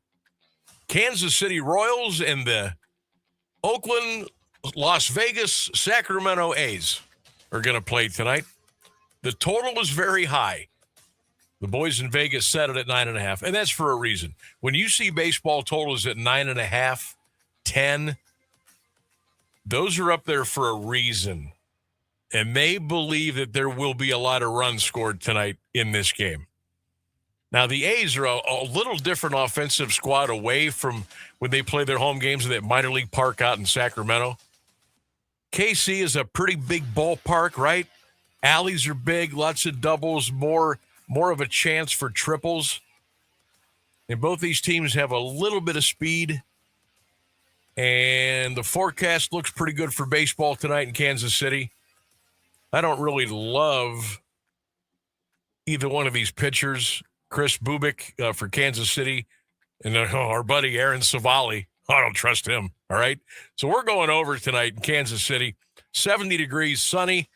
Let's go over the 9.5 tonight, the Royals and the A's. Over the 9.5, Kansas City and the Athletics. That's Sammy B's best bet of the day. News and weather next here on 1310 WDPN. Now, the latest area news on AM 1310 WDPN. Good afternoon. It's 4:30.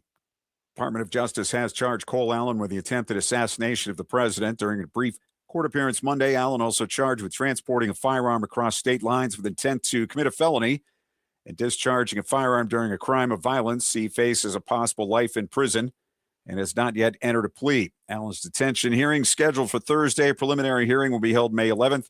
According to officials, he sent a manifesto to family members in which he referred to himself as the friendly federal assassin and outlined plans to target senior administration officials attending the event. Federal government agencies reported a total estimate of about $186 billion in improper payments in fiscal year 2025, an increase of $24 billion from the previous year. About 82% arose from overpayments. The Government Accountability Office estimated cumulative improper payments at about $3 trillion since fiscal year 2003. The improper payments represent false distributions from 64 programs reported by 15 federal agencies for fiscal year 2025. 8 programs reported improper payment estimates of $5 billion or more. Medicaid, traditional Medicare, and Medicare Advantage accounted for more than 50% of the erroneous payments. Iran is nearing forced oil production stoppages as storage tanks fill rapidly, with usable capacity potentially falling to as little as 12 days. Kepler, a commodities data firm tracking global oil, gas, and shipping flows, said the U.S. blockade is beginning to materially disrupt Iran's oil flows, with loadings collapsing and storage filling rapidly.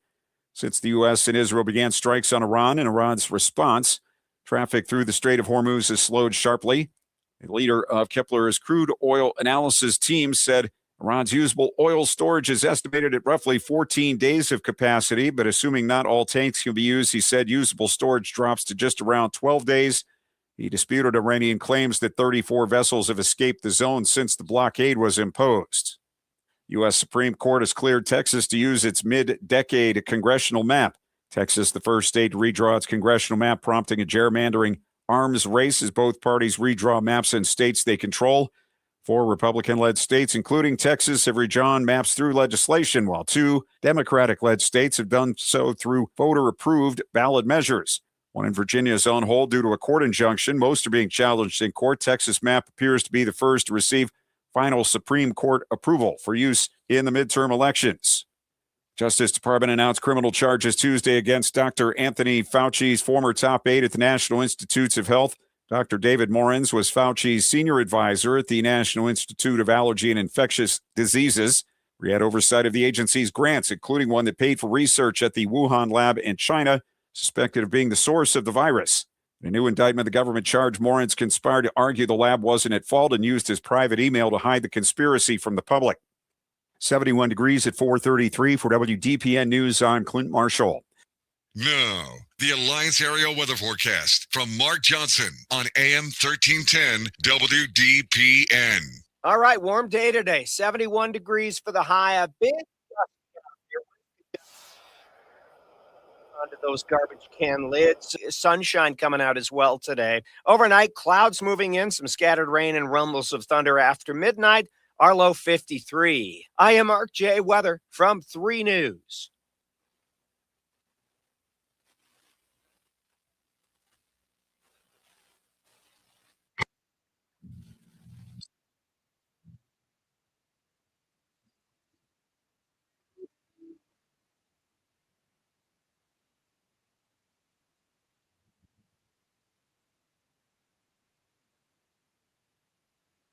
WDPN, welcome back to the Sam Bourquin Show. A little Boston flavor right there. We're going to talk a little Boston Marathon. We're going to talk with Casey Kropka.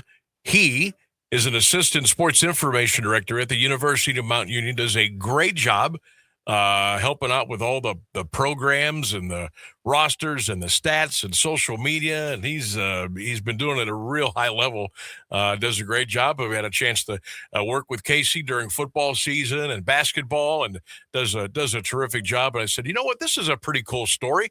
I know we've had lots of folks over the years, over the decades from the area, running the New York City Marathon or the Boston Marathon, but I thought, this is Casey Kropka. This is Mount Union. Let's go. Let's get this on the map. Let's talk about it. So that's what we're going to do here today on the show, 1310 WDPN. We welcome in Casey Kropka from the University of Mount Union. And Casey, thanks for coming on this afternoon, bud. How you doing today? Good. Thanks for having me. Oh, you got it. You got it. So the Boston, first of all, when did you get started running? And when did it dawn upon you, you know what, I think I'd like to run a marathon at some point in my life? When did this all start for you? Well, it started in 6th grade where I played some peewee football. Kind of got ran over, and I kind of learned I wasn't going to play football from there on. Had to find a different sport. So 7th grade came around, I started running. Picked it up pretty well, was towards the front of the pack for most of those races, and then I didn't think about the Boston Marathon until probably senior year of high school. And I knew at some point I would want to run it, but I was going to college to run. And once I got out of college, I was like, okay, that's the next goal, is the Boston Marathon, to get there and to experience that. So what does it take? I mean, it takes a special individual to me. I mean you've seen me. I'm not in any kind of shape whatsoever. Now, I used to be, but that was a long time ago. But it takes somebody special, somebody dedicated. Obviously, you got to be in great shape. You got to be very disciplined, and you got to want to love to run. Running is punishing to the body. And where did you develop that love for that and want to keep taking it up to the next level? And now here you are. You got to be a little crazy with that, But it's all the friends that I had from middle school to high school through college, you just start to get some friendships, and it's no longer running. It's just you and your friends are going out to have fun, which I know a lot of people running is not fun. But for me, it clears my head, especially when I was in school.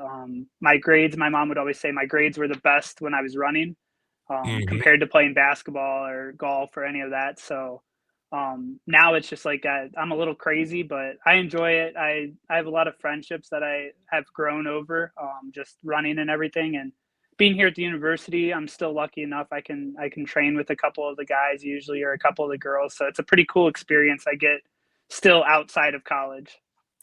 Casey, for those that are just tuning in now and they want hey, what's the story on Casey Kropka? Where did you go to high school? Talk about your experiences at Mount, what you do for the university now.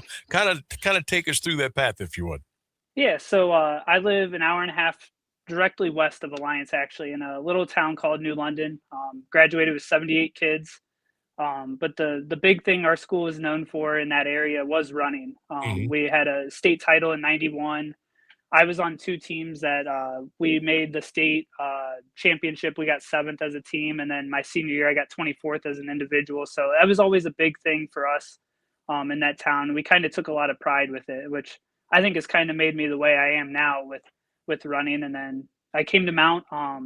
I knew I wanted to run somewhere, but I wanted to go somewhere where there was very good athletics, and you always see the Stag Bowls and Mount Union basketball. So it made it a pretty easy choice to come over here to Mount. And then, ever since now, I got the job as a sports information director here. So I'm pretty lucky. I usually work with a lot of the teams, but my main teams in the fall are cross country and then volleyball, which I really enjoy both of those sports being here. And then in the winter, I get with the track and field teams and women's basketball. I'm there for men's basketball, so I get to watch them a little bit, which is pretty cool. And then in the spring, I'm with the lacrosses, which is a very unique thing for me because I never had lacrosse in high school. Right. So coming over here, learning a whole new sport for me was pretty cool to do. You don't get to do that very often where you learn something new, and it kind of felt like running. It was something I didn't know, and I had to work at it a lot and figure out, okay, this is how everything's working, which was a really cool sport to now deal with a lot. Our women's lacrosse team won the OAC regular season title for the 9th time in their, I think, 15 years as a program here. And then our men's program actually just got their first OAC tournament win, which was a really cool experience this Saturday to go down and watch them. So that was really cool. And then, of course, I work with our track and field teams. I was on the team, didn't compete at the national meet, but on the teams in 18 when we both won indoor and outdoor. And it's really cool to have those experiences with those guys and just to see how the talent is at this level. So what year what was your graduation year at Mount? So I graduated 2019. Okay. So right before COVID. Wow. Okay. You've been there a little longer than I thought. Okay. Yeah. Casey Kropka is our guest, outstanding assistant SID at the University of Mount Union, also a terrific runner, long distance runner, marathon runner. And he was participating in the Boston Marathon last Monday. And I have a good word here, Casey. A little birdie told me that you drink a lot of Mountain Dew. Is that like the preferred diet of a marathon runner? Tell me all about that. It's definitely not preferred diet. I do enjoy my Mountain Dew. I have 2 12-packs actually in my office right now. The tennis coach bought me some Mountain Dew to celebrate after. So I actually, when I started my training for the marathon, I said, I'm not going to drink Mountain Dew until after the marathon's done, which usually I don't do, but it worked out pretty well this year. So I hadn't drank Mountain Dew since the start of the new year. And so now I have 2 12-packs in my office that, I might take one every once in a while. But it's funny because you ask the girls and the guys on the cross country team or the volleyball team, I have Taco Bell almost every day, which again, not your normal diet, but it's just, I got to get fuel in me. A lot of the pros don't do that, but they splurge on that stuff sometimes. But yeah, I have a real weird diet, but it works out for me. So I enjoy it. Moms and dads, if you want a cross-country runner or a marathon runner, just feed them Mountain Dew and feed them Taco Bell and your Chipotle. You're good to go. Exactly. Holy cow, that's crazy. So let's talk about getting ready and preparing for a marathon. What is it, 26 miles and 26.2. Yeah, 26.2. So how do you get ready for, let's just say, the Boston Marathon? When do you start training? And what are those days like leading up to the big trip and then actually going out and doing it? Yeah, so we, at least here at Mount, I've been lucky enough I can train with the guys, so I don't have to worry about long runs as much, being on your own, which is a real nice thing to have. But typically I get about 80 miles a week, which includes 5 runs at 12 miles and then a long run at 20 miles, and then I get a day off. I started that this year. I think it worked really well for me. So I started January 1st, basically, where I worked up to like 30, 40 miles. And then I started getting up to the 80, probably, I would say 10 weeks out from the marathon. And I did that for 6 straight weeks until I got to 4 weeks left. And then I slowly ramped it down. And I think the last week before I ran the marathon, I ran like 25 to 30 miles. So it comes down once you get closer and closer, especially when you're traveling and everything. So with the race being on a Monday, I got lucky and I could leave Saturday because we had no home events here at Mount Union. Sometimes I have to leave on Sunday, depending on what home events we have. But I got lucky enough. My parents came along, my sister came along. So we all get a hotel room, we share it. But I've made the Boston Marathon. This was my 4th year, 3rd straight. And all 3 years we've now stayed at the same hotel. So I kind of have a good rhythm of getting there. And especially as a runner, like you want to have that same rhythm and same thing going on. So it was really cool to be able to do that. We went and got my bib on Saturday. I got to see some of the pro runners talk at the expo on Saturday, which was really cool. I got to watch Clayton Young, he was second at the Olympic trials, and he was one of the top Americans this year. Ran like 2:05, which is crazy. I'll never come close to that. But and then Sunday, I just did a little bit of my own. I actually gave my brother and sister and I decided my dad's 60th birthday is coming up in June 6th, and he's retiring.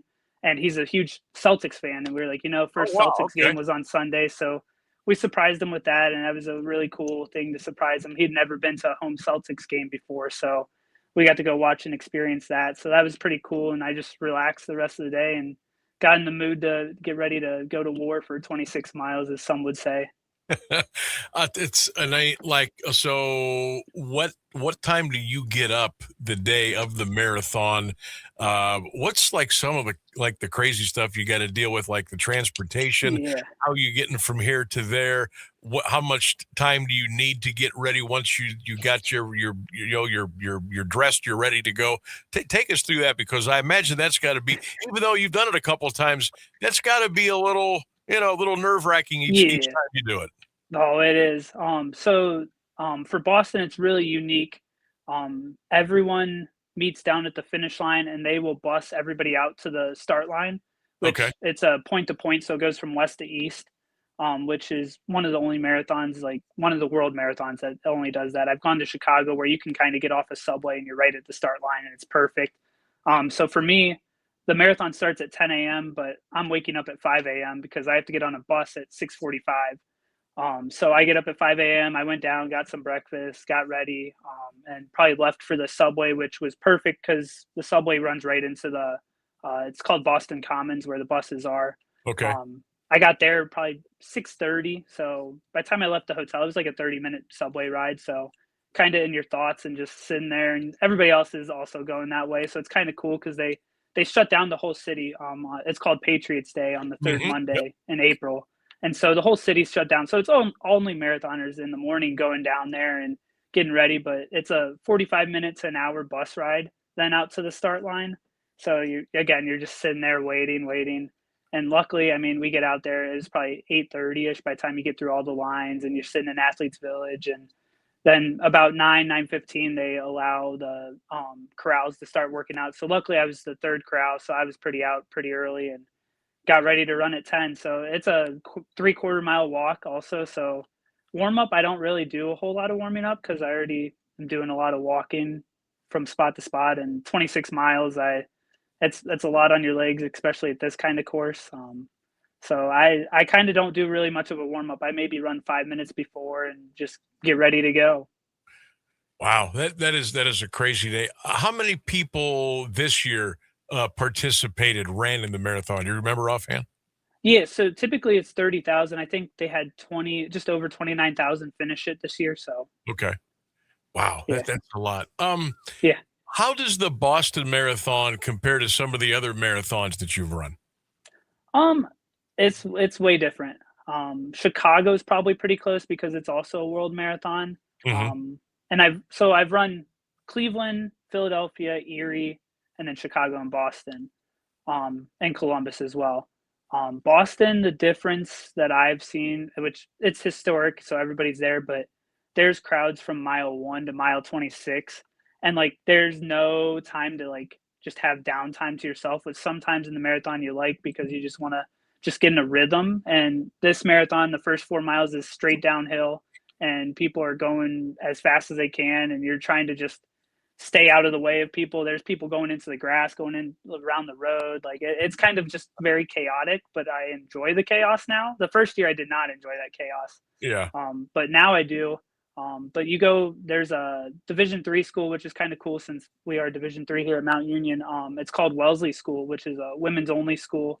And it's right before the half marathon course. And it's called the Scream Tunnel. And you can hear you can hear the girls yelling from half a mile away. Okay. And so you get pumped up there, and you're like, the first couple times I've done it, I pick it up and probably hurt myself too much for the later of the course. But the last couple of years, you can kind of just bottle that energy into the next couple miles, which is really cool. And then there's a couple hills, about 800 feet of elevation gain, which is crazy. And towards the end of the race from mile 16 to 21, and it ends with Heartbreak Hill, which for a lot of the pros, that's where the big moves are made. And for the regular runners like me, you're just trying to survive the hill. I've only made it up once. I've had to walk the other 3 times up Heartbreak Hill. So this year was the first year I actually made it up. Nice. And, yeah, it was good. I kind of paced myself. Once you do the course enough times, you learn. But then the last 5 miles is beautiful. You go past Boston College, you come right into the center of Boston, and the people there, it's just amazing. I mean, I don't know how many people are there, but it has to be over 500,000 that you just see easily. Just the whole city comes out, which is really unique. You don't go past Fenway, but you can see Fenway off to the right, and all those experiences are really cool. And then the coolest thing, my parents all 4 years so far has been on the last corner before we take a left to finish. And so I've been able to see them every year, because sometimes you don't get to see everybody that goes out there, and especially with that many people. So it's really cool to be able to see them right on that corner and know they're going to be there every time.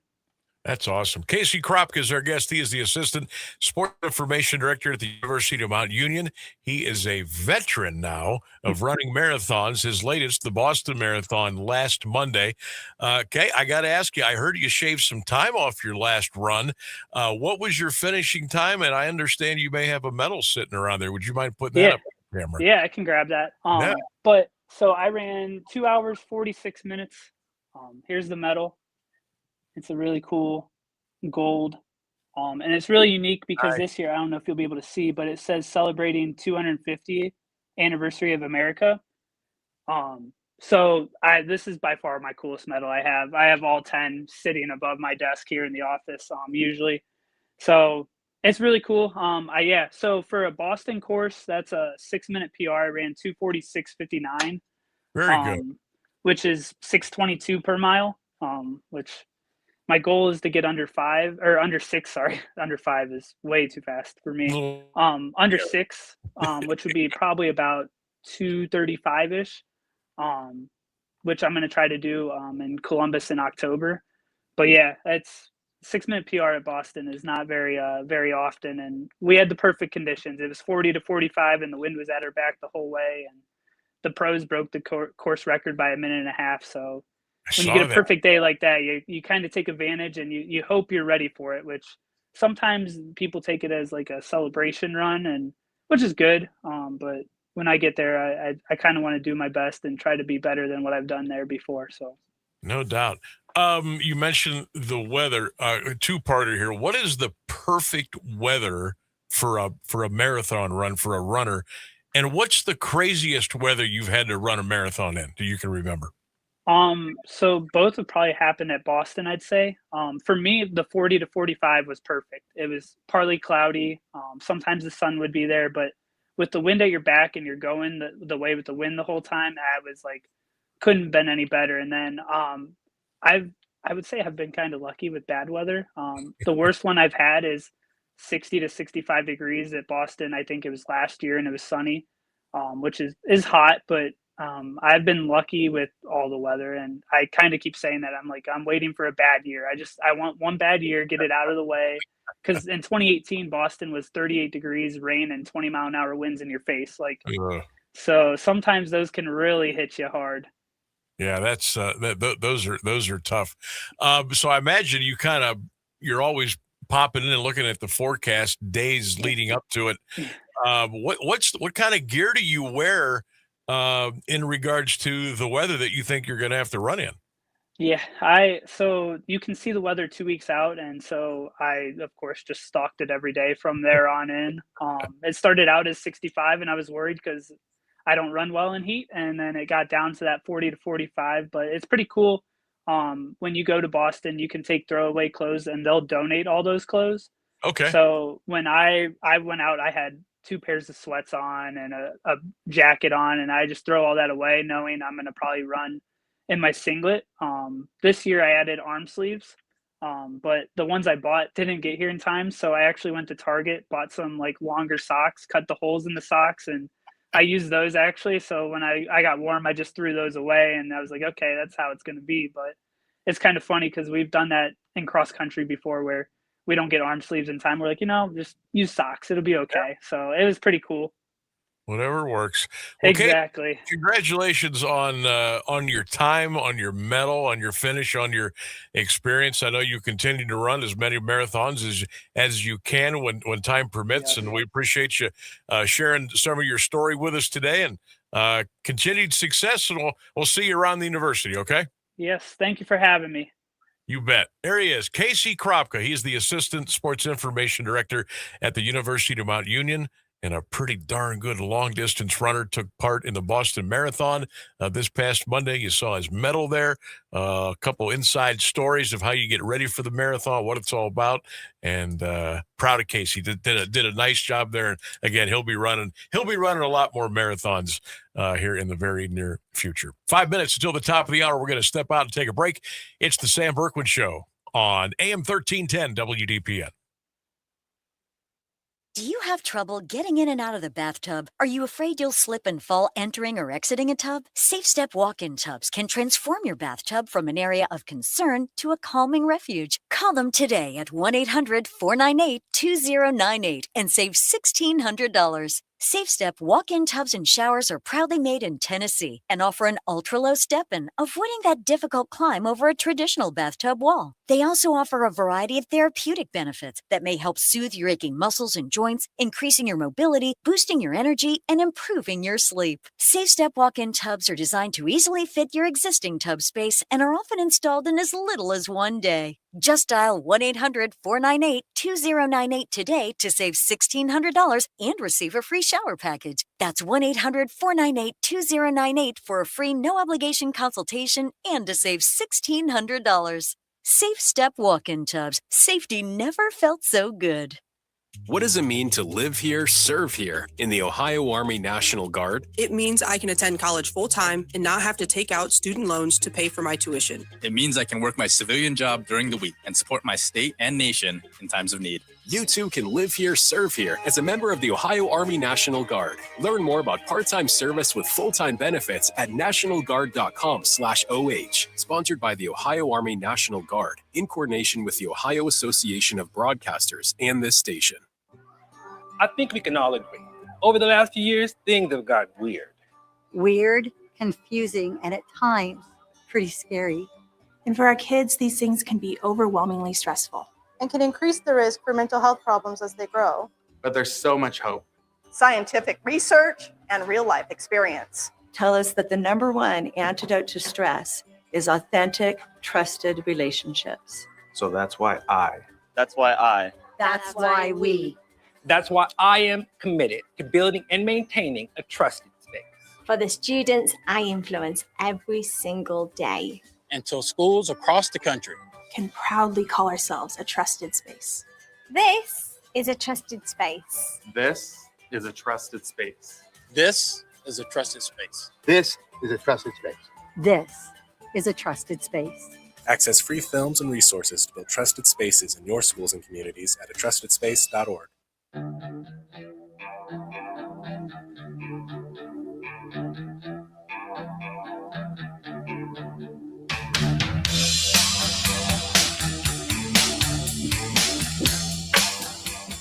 1310 WDPN. Welcome back to the Sam Bourquin Show.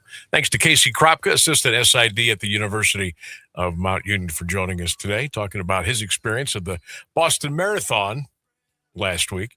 Purple Suit said, Casey is a straight up dog. Hey, anybody who can run 26.2 miles. Whew, yeah, no, nope. But that's so hard to do. Just to finish it. And then you've got, people finishing it in 2 hours or less than 2 hours. That's amazing to me. Yeah, you're not even going to catch me running from the door to my car, let alone 26 miles. No, man. Good Lord. Yeah. And, but like I said, it takes a special kind of person to run a marathon, and whew, that is not easy work. That is not easy work at all. That requires legitimate dedication, for sure. But pounding Mountain Dew and Taco Bell, and he's still shaving time off his marathon. That's even more impressive. Yeah, he's just burning all those calories right It's off. not like he's eating carrot sticks and flaxseed oil and oatmeal. He's eating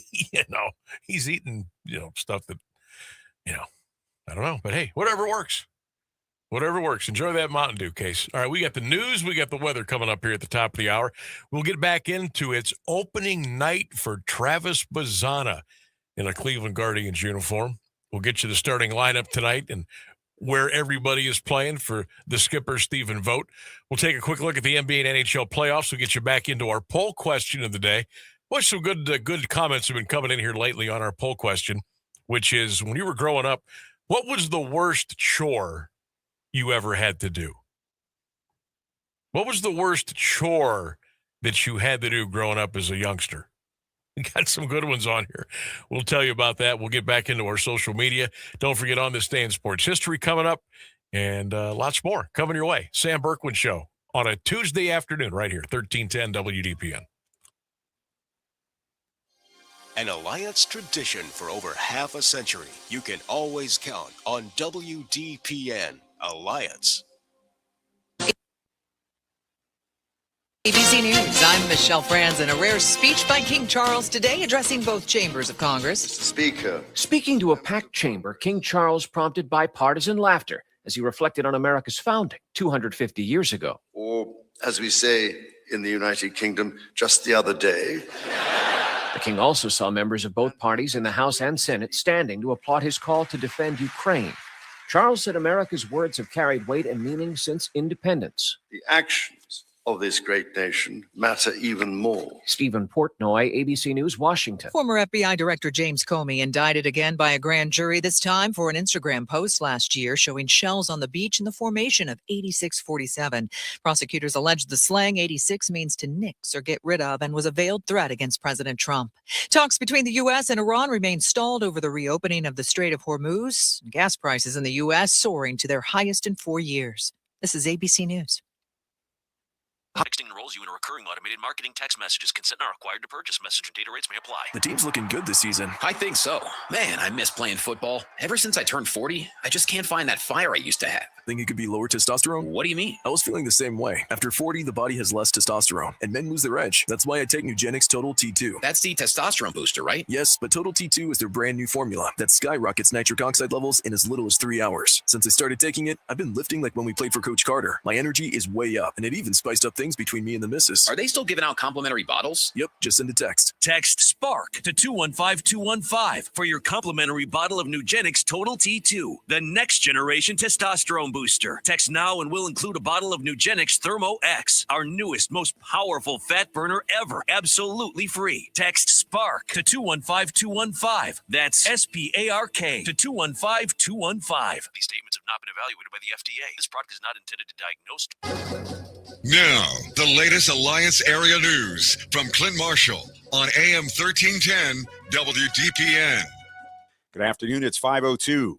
Shooting case out of Alliance has a new trial date. 29-year-old Robert McGee, a Mississippi man, had been slated to be tried starting Monday. Will now stand trial June 23rd in common pleas court after his defense attorney requested more time to prepare. McGee was indicted by a grand jury on charges of attempted murder and felonious assault. Case stems from a December 2024 shooting in the 2200 block of West Main Street. A 34-year-old man was shot twice while sitting in a vehicle. Competency evaluation pending for a man accused in a Smith Township murder case. 34-year-old Nicholas Cunningham of Alliance scheduled to stand trial August 17th in the death of 44-year-old Gina Wade. The trial had been slated to begin next week, but was postponed due to a delayed competency report. Cunningham charged with aggravated murder and other counts in the October 2023 slaying. A psychiatric report due June 1st with a competency hearing set for 3 days later. Public opposition and a dispute over local agreements delaying a major Amazon data center tax deal in Canton. Repository Reports Council decided Monday to push back a vote on a 30-year 75% property tax abatement on May 18th and hold a public meeting May 12th for resident input. Critics question transparency, environmental impacts, and whether the tax breaks are worth the expected jobs. Project in Perry Township would place large data center buildings in a new electric substation on about 100 acres on Faircrest Street Southwest. Pause on data center development in effect in Lake Township. Monday, trustees approved a 6-month moratorium. Board also agreed to the nearly $97,000 purchase of a pipe camera from Cleveland-based M-Tech. It will be used by the road department to inspect underground pipes. The board also addressed an unpermitted 2024 ditch enclosure. A letter will be sent to property owners Don and Karen Kurtz, ordering the ditch restored within 6 months. Canton police say 4 people were thrown from a vehicle and other injured in a crash on Route 30 Sunday afternoon. Vehicle overturned multiple times after the driver lost control just before 4 p.m. and rear-ended another car in the eastbound lanes near Raff Road. One vehicle was forced off the road. The other struck a sign before rolling and coming to rest on its side. The victim suffered non-life-threatening injuries. An investigation is ongoing.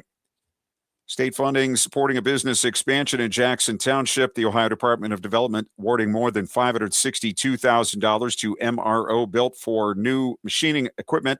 Project expected to create 7 jobs and retain 50. Company located on Promway Avenue Northwest. It's one of 2 projects funded statewide with a total of nearly $850,000.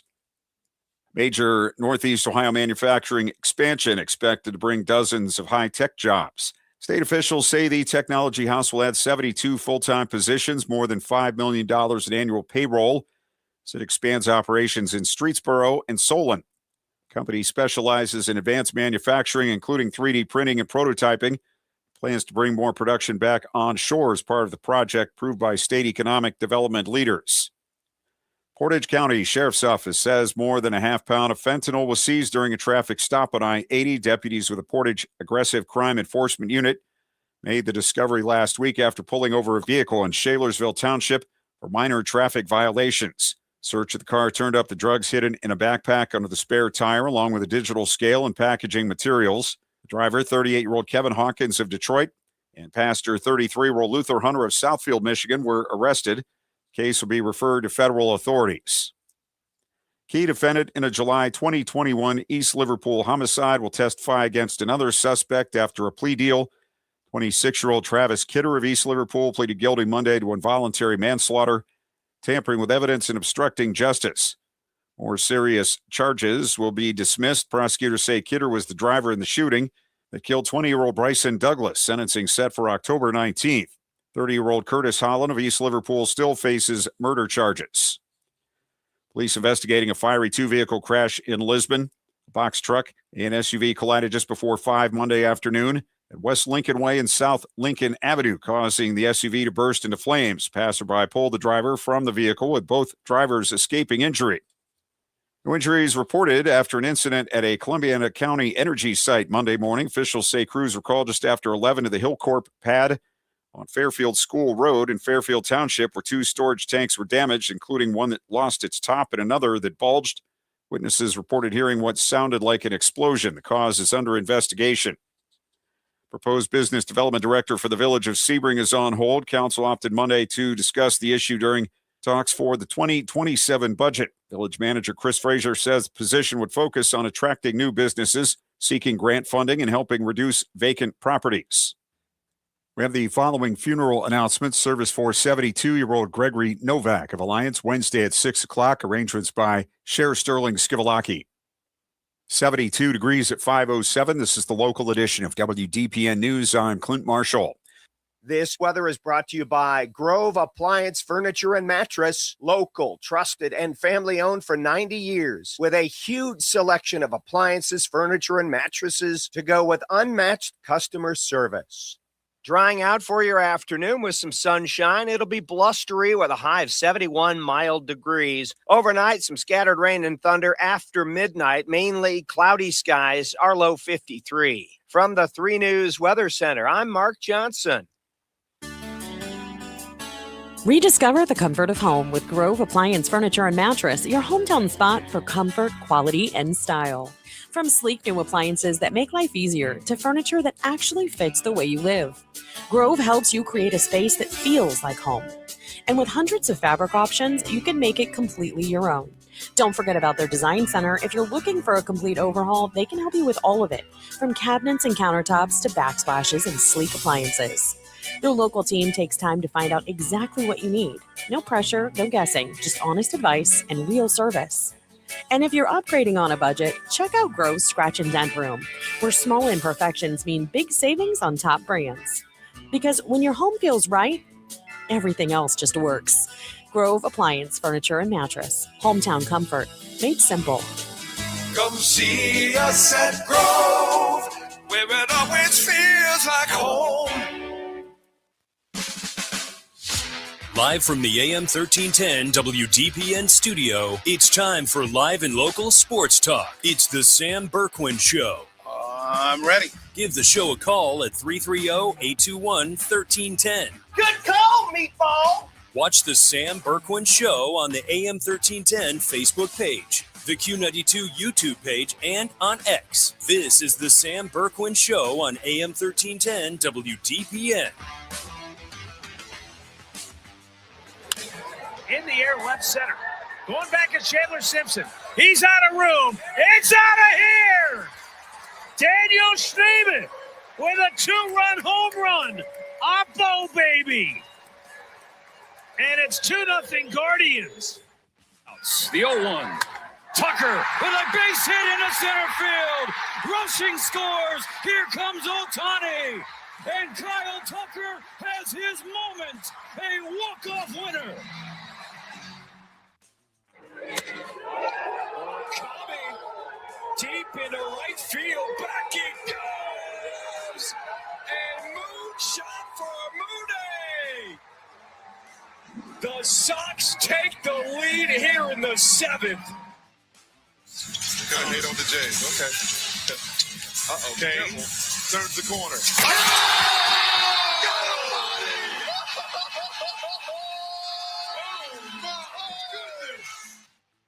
Inbound to Bain.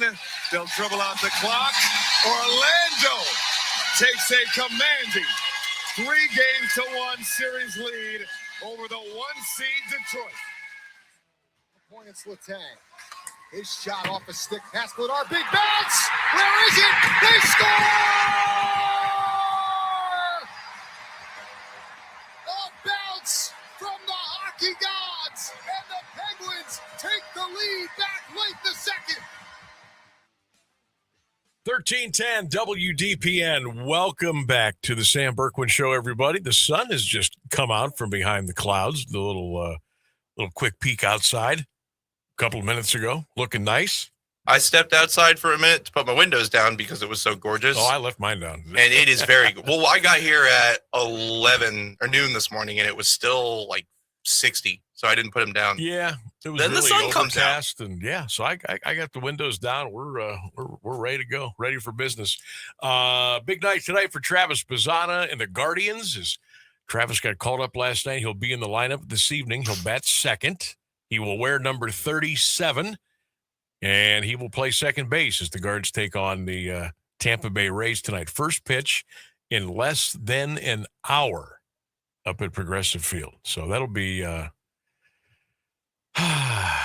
you can't help but be excited for him, because we've all been kind of waiting for the day. He's been waiting for the day, and it all comes to fruition tonight at 6:10. He'll be super nervous, but sometimes when you get that little extra adrenaline going, sometimes you get a hold of that ball and it goes a little bit further. So maybe it could be a magical night up at the ballpark this evening. Again, 6:10 first pitch. The Guards and the Rays up at Progressive Field. The Major League debut of Travis Bazzana. Good luck, young man. Do your thing. All right, I want to thank Mike Vorhies from MLB Guards Cast for joining us today. I want to thank Casey Kropka, Mount Union Assistant Sports Information Director / Marathon Runner. If you missed both of those outstanding interviews, you can pick those up and watch them and listen to them a little bit later on after the show tonight on all of our social media platforms. So be on the lookout for that. 330-821-1310 is our telephone number, 330-821-1310. Text line is ready to rock, 330-924-7088. And don't forget the Q92 Radio YouTube channel. You can go there right now. You can watch the show. You can listen to the show. You can comment That's at the Q92 Radio YouTube channel, and the chat room is ready for business. Today, the poll question of the day, and I apologize, we haven't gotten to any of the responses yet, but we're going to get to it right here. Your poll question today: growing up, what was the worst chore that you had to do? You know, when we were growing up, you got chores to do. Some maybe get allowance, some maybe don't. Some have to clean up doggy doo in the backyard. Some have to bale hay. Some have to scrub floors. Oh, yeah, it was all a part of growing up. But when you were growing up, coming up through the ranks, what was the worst chore that you had to do? Worst chore that you had to do? 330-821-1310. Drop your comments on all of our social media platforms. Lots of good ones coming through today. A lot of you apparently were not big fans of mowing the grass growing up. I really never looked at that as a chore. That was like a badge of honor to go mow the grass. The fact that I was entrusted with a machine to go out and make the yard look nice in the neighborhood, I thought that was kind of cool. Some of you just didn't like doing that at all. Jim says, Sam, I had to pull weeds. Grandpa would never let us use a weed whacker. He says, quote, you got to get the root, dummy. Tony says, hold the work light. What? What does this mean? Hold the work light right. Oh, like when your dad's fixing the car, you hold the light over the engine so he can see what he's doing. Okay. He didn't have quotes in it, so I was like, what does this mean? Okay, I get it now. I think that's what he means. Hold the work light right. And then he says, I never did it right. Laughing emoji. I never did either. Laura says, I used to have to wipe the baseboards with a damp cloth. Yuck. Raina, hand trimming the yard. I was so excited when my dad finally got electric trimmers. Hand trimming the yard. No, that's it's like hardcore. out there with scissors or something. Oof. I would assume maybe some shears. Oh, that's brutal. That's very brutal. Oh, Raina, glad you came through that. Sean says, cleaning up dog poop. Hated it. Laughing emoji. Ron says he was a pooper scooper when that was one of the chores he had to do growing up. Mary Jane says, my mom and I did our chores together on Saturday morning. I dusted the furniture. She ran the vacuum. I had to make a dessert, whatever Dad wanted. That was it. Easy peasy. Never thought of it as a chore. It's just what we did. Bill says, I had to empty the slop pot. Jim says, every Saturday I had to take out the ashes from my grandfather's coal furnace. That doesn't sound fun. Carla says, I had to pull weeds growing up. Lisa Baraducci checking in. Says she had to pull weeds. Our very own Clint Marshall. He says, I didn't mind mowing the grass so much, but I hated, in capital letters, raking the leaves. Chad says, pulling weeds, mowing the yard, raking leaves, shoveling snow. Over it. What's the worst chore you had to do growing up? Get those comments in on our social media platforms so you can give us a ring at 330-821-1310. Lynette says, pulling weeds, washing dishes. Heidi, I had to pull weeds. Hated it. Laughing emoji. George had to wash dishes growing up as a kid. Washing dishes was by far my least favorite thing to do. I still hate it to this day. Because growing up, we didn't have a dishwasher. No, we didn't either. So that was kind of like, ugh. Gary, dishes. Hated them then, hate them now. Yeah, Gary. Drew Schneider's checking in. Says, Sam, I had to clean pig pens every Saturday morning. It was the worst. I'll take the dishes. That would be bad. Mike, clean the bathroom, scrub the toilet. No fun. Robin, he had to babysit his younger brothers. He says that was a chore in itself. Paula, clean her room. Dwayne, I had to clean the chicken coops in the horse stalls when I was growing up. A lot of folks lived on a farm, apparently. I'm glad I'm not one of them. Or had animals they had to take care of. I would say growing up, the worst chore, in my opinion, was probably scrubbing the bathroom floor. Ooh, yeah. Because we didn't have the biggest bathroom, so you couldn't really use a mop. So I had to do it the old-fashioned way. Get the bucket out, get the hot water, pour in the whatever to mix with it, and pretty much it was the old hands and knees on the hard floor, and you were scrubbing the floor, the base, the tile, the whole 9 yards. And I really hated it. Now, I had to do it, I think it was once a week. And then my mom would take care of the rest, the glass and the shower and the sink and all that stuff. But I had to scrub the bathroom floor, and I hated it. I always tried to get out of it. I always tried to trade off. I told my sisters, "Hey, you do this, and I'll run the sweeper in every room of the house. What do you say?" Never could get out of it. Running the sweeper is so easy. Oh, running the sweeper. That's the best one. Piece of cake, especially if you had a good sweeper.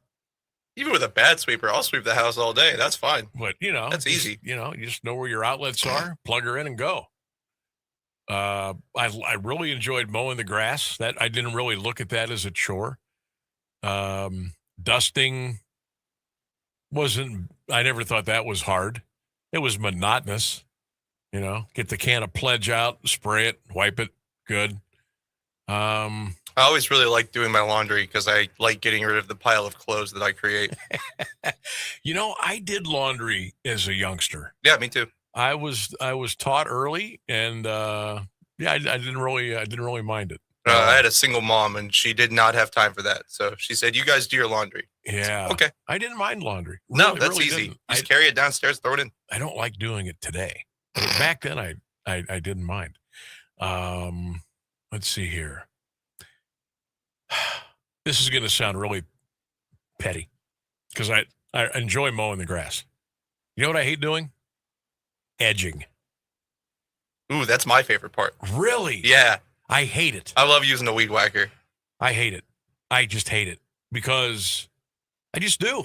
I think the thing is, once I'm done mowing and blowing the grass off the sidewalks and the driveway and getting it all out to where it needs to go, the last thing I want to do is when I hang up the blower and charge it and put the mower away and put the gas away, the last thing I want to do is get the weed whacker out and do all that. I hate it. Hate it. And I started thinking, maybe I should do that before I mow. Nah, that doesn't make much sense either. But yeah, I love to mow the yard, but I don't like doing the weed thing at all. But you have to, because then it'll look silly. But what was the worst chore for you growing up? Get those comments into us on all of our social media platforms. Let's see here. Michelle says, I had to run the sweeper in every room of the house, also help out with dishes. It depended on what schedules our parents were on that week. Missy says, cleaning the bathroom floor. Didn't like it then. Don't have to do it now because we have carpeting. In the bathroom? Yeah. Oh. Yeah. I know a lot of people that have carpeting in the bathroom. That's awful. I'm going to give carpeted bathrooms a big thumbs down right now. Personal preference. That's awful. What about, do you know anybody that has a carpeted kitchen? No, that's worse. I think that's even worse. That's actually worse. Yeah, because, that's like one of the messiest rooms of the house. Yeah, that carpet will be destroyed.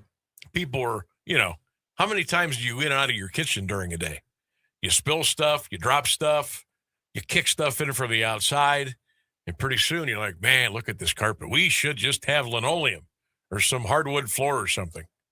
But yeah, boo on the carpeting in the kitchen for sure. Definitely. That is not good. 24 minutes past the hour. 330-821-1310. We will take a break. We'll come back with more of the Sam Bourquin Show, 1310 WDPN.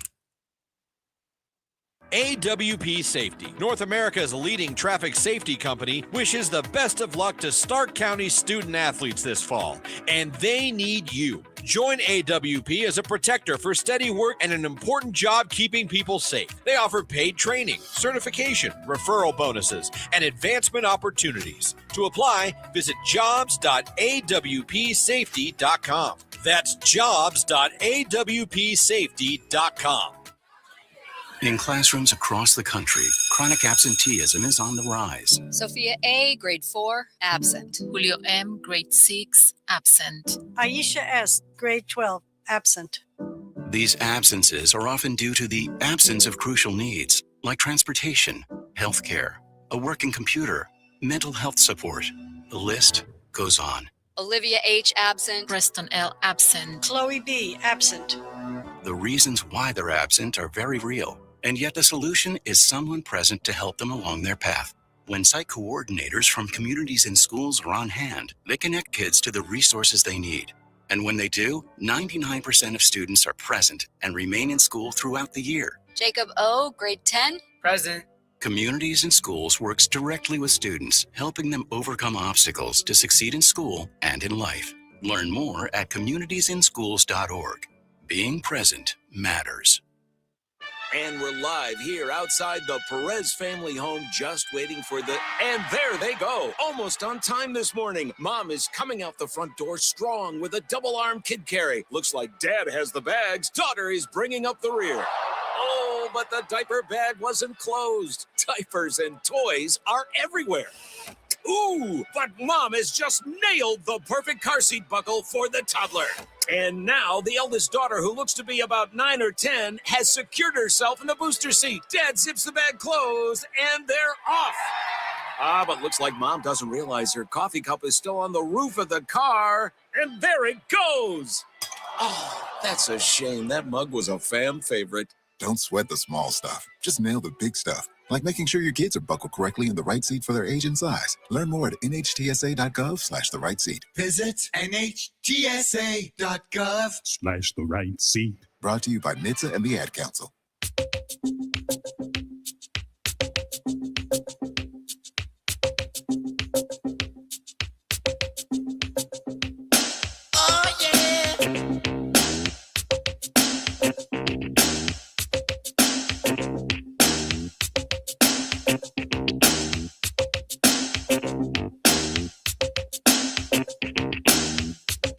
Welcome back to the show. We have a couple of minutes before we get you to the bottom of the hour news and weather. We're about 2 minutes away from another edition of On This Day in Sports History. I did want to play this clip for you. Mike Vrabel was in the airport earlier today. I'm guessing, traveling to and from Patriots headquarters as they come off the NFL draft. Of course, all the big saga with Mike Vrabel and Diana Rossini and all the stuff that's out there. Well, lo and behold, the paparazzi was at the airport as Mike Vrabel was walking through, and this is what it sounded like. Look, listen, there's just a lot of talk that, that there's just a little bit of a double standard here, and I just wanted your take on that. Are you doing all right? Yeah, no, thank you. I appreciate you. You're powering through? Are you and your wife hoping to work it out, Mr. Vrabel?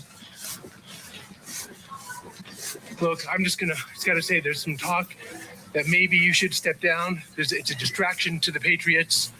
I wanted your opinion on that, sir. What does accountability look like for you at this point, sir? Head coach of the Patriots, big distraction here. Sir, is there any comment at all?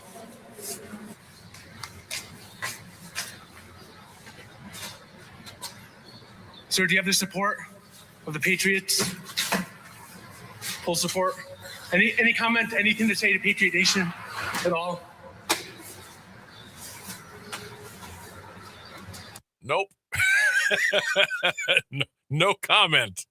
No, can you imagine? This is going to happen to him everywhere he goes. Yeah, 100%. From now until whenever. Oh, my goodness gracious. But he didn't say a word. I think he answered one question. Said, okay, thank you. And that was it. But they just keep going. The paparazzi, they just keep going until they wear you out or they run out of room or run out of time. But that was at the airport earlier today. Oh, my goodness gracious. Well, All right, on this day in sports history, just a reminder, we do it 5:29 every Monday through Friday here on the Sam Bourquin Show. How about a little on this day in sports history, and we'll kick it off right here. 1961, the National Football League chose Canton, Ohio, as the site for the Professional Football Hall of Fame. 1971, Hank Aaron hit his 600th career home run. On this day in 1985, Billy Martin was named the manager of the New York Yankees for the 4th time. 1987, it was announced that the NBA would expand. Teams would go to Charlotte and Miami, and they would start play in 1988. Also, 1988, the Baltimore Orioles lost for the 21st game in a row. Largest streak ever to start the Major League Baseball season. That is on this day in sports history. News and weather next, 1310 WDPN.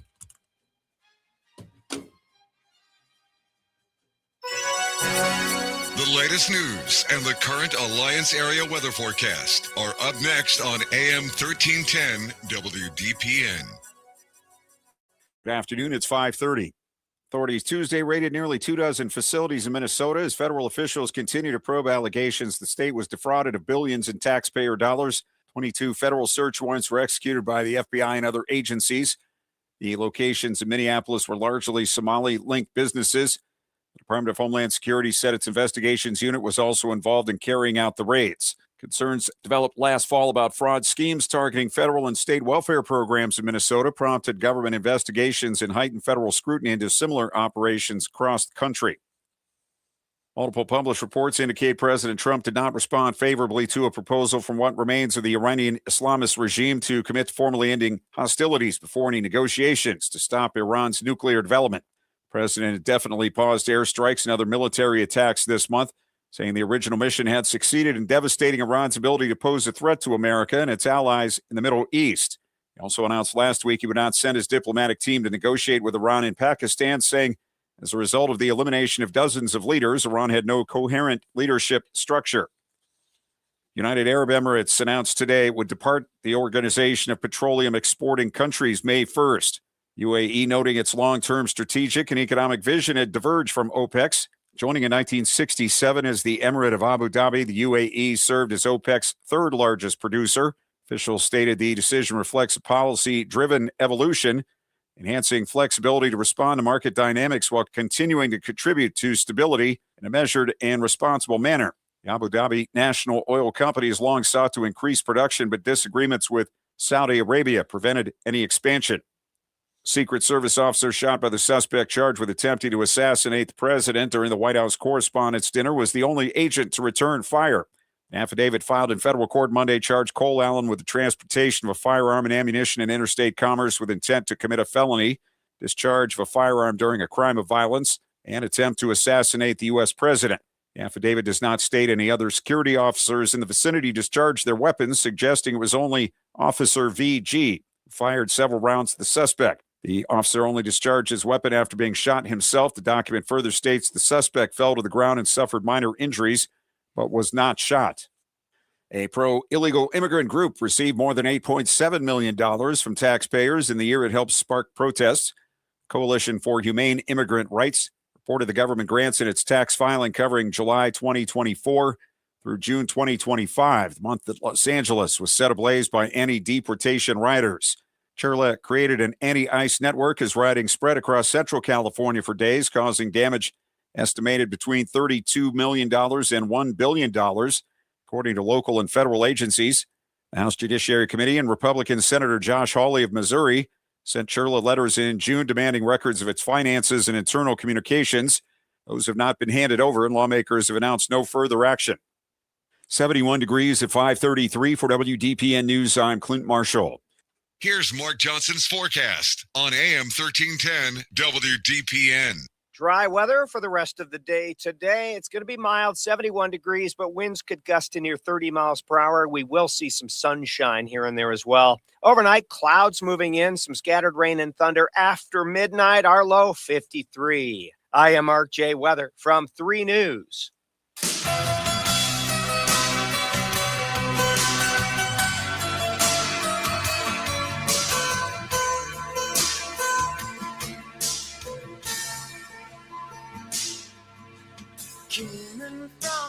We're back, 1310 WDPN, the Sam Bourquin Show. Don't forget, like, watch, follow, comment on all of our social media platforms. You can enjoy the show. You can watch and listen to it every day on AM 1310 WDPN Radio, WDPN Facebook page, the Q92 Radio YouTube channel, Q92 Radio Sports Facebook page, my Facebook page. Check it out.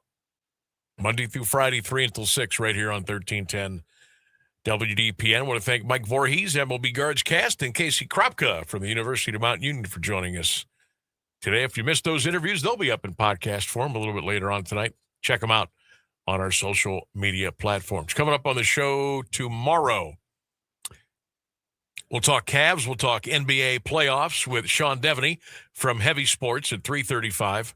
And 4:15 tomorrow, our good buddy Nick Shook from NFL.com will kind of do a little NFL draft cleanup, if you will, and take a look at the Browns and the talent that they brought in, the picks that they have accumulated for the next couple of years, and what we have to look forward to here coming up the next 3, 4, 5 years as far as the Browns are concerned. Also, we'll get a little update.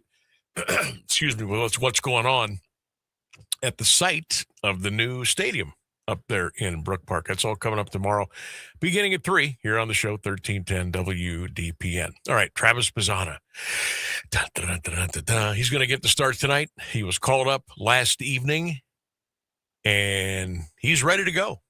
Matter of fact, they're going to start in less than 45 minutes. The Rays and the Guards up at Progressive Field, 6:10.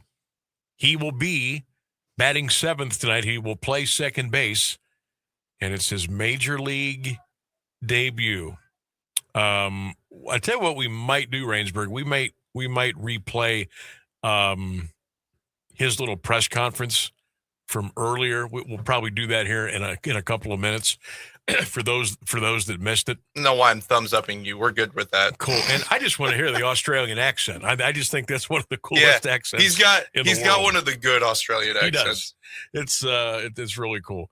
But I'm excited. Travis Bazzana, number 1 pick in the draft a couple years ago, and guys that went behind him, Connor Griffin going to the Pirates, J.J. Weatherholt, Nick Kurtz, the guy with the and those guys have been playing for a little while, and they've been putting up some pretty good numbers.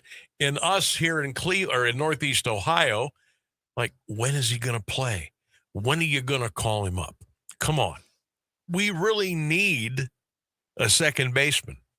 He's the number 1 pick in the draft. We need a little juice. We need some excitement. We need Travis Bazzana. When are you going to call him up? Finally,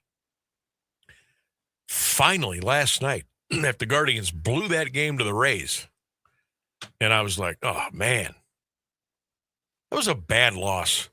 I mean, there really shouldn't be a bad loss in April, but that was a bad loss last night. The hitting wasn't there. Coughed up a couple of runs in the 8th inning. You cost Parker Messick a chance to get a nice win. It was a bad loss. And I think, people maybe they were down at the dumps a little bit. And maybe that's what sounded the alarm to make the call to get Travis Bazzana up here and bring him up to the big leagues. I'm just throwing that out there like the straw that broke the camel's back kind of thing. Let's just make the call. Juan Brito has been struggling at second base defensively. Hasn't really been hitting. Looks like he could probably use some more seasoning at the minor leagues. Let's go get our number 1 draft pick from 2024. Let's put a uniform on him, and let's go. And they made the call. I was so excited last night when I found that out. I was more excited than I was angry at the way they lost that game. They booted that game last night. But then you get the news that the man, Travis Bazzana, is going to come up. And I was like, okay, you're going to call him up. When's he going to play? When's he going to come up? Boom. That's the beauty. That's the beauty of having your AAA and AA team 2 hours away. You can get here quick. And Travis was in earlier today. And they give him his number 37. They showed him to his locker, and he was ready to go, man. And tonight's the night. He'll bat 7th and play second base for the Guards. We are about a half hour away from first pitch. I'm also anxious to see what the crowd will be tonight at the stadium. They had about 18,000 last night, which isn't bad for a Monday. Across the landscape of the Major League Baseball, it's a bad crowd. But for Cleveland in April, 18,000, that's not bad on a Monday. But I'm anxious to see if they go over 20 tonight. I'm not sure what the season ticket base is. They really don't ever tell you. But I'm anxious to see what the walk-up gate will be. The weather's not going to be great. It's not going to be horrible, but it's not going to be ideal. But I'm wondering if the curiosity will pique the interest a little bit, and so folks will head on over to the ballpark tonight and watch the debut of one Travis Bazzana. Very, very, very excited to watch him play tonight. And I mentioned earlier in the show that part of our On This Day in Sports History, which I ran out of time, I couldn't play the cut, but we're going to play it. We're going to play it now. How ironic is it that Bryce Harper, on this day in sports history 12 years ago, he made his major league debut with the Washington Nationals. And they were all the way out on the West Coast against the LA Dodgers. And Bryce Harper went up to the plate. Let's take you back. This is what it sounded like. Coming to the plate, making his major league debut, left fielder number 34, Bryce Harper. On a pitch up, he rams it to center, way over the head of Matt Kemp. That'll short hop the wall, and Bryce Harper digs his way into his first major league hit. Bob Carpenter on the call. That was KMOX radio back in the day.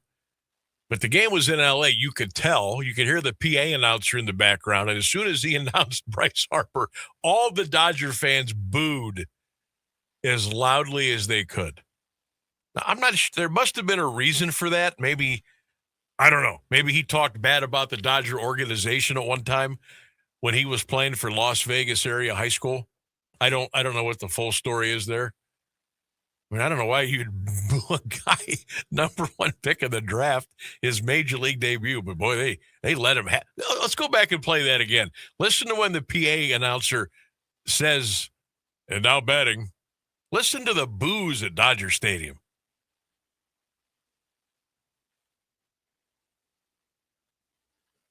Coming to the plate, making his major league debut, left fielder number 34. On a pitch up, he rams it to center, way over the head of Matt Kemp.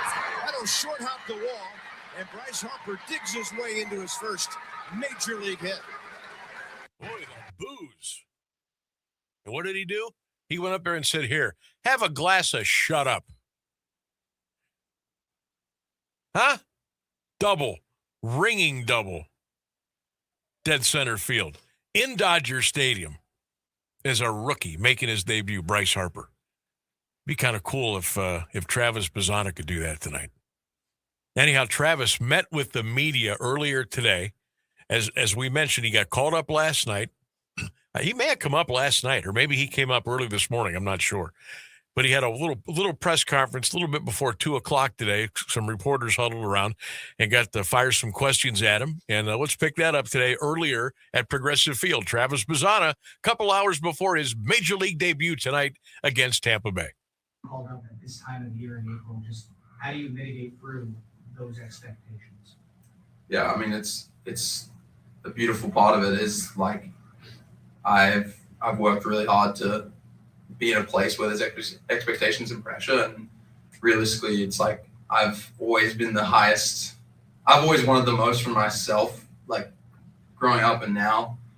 So I think like any expectations that are out there, like I have just as great for myself. So I'll hold myself to that, and it won't be mitigating. Just got to go out and be me, play hard, and just be the best version of myself. And I'm sure it's all going to be really quality work. Just following this team this past month, where are you most looking forward to contributing to the squad?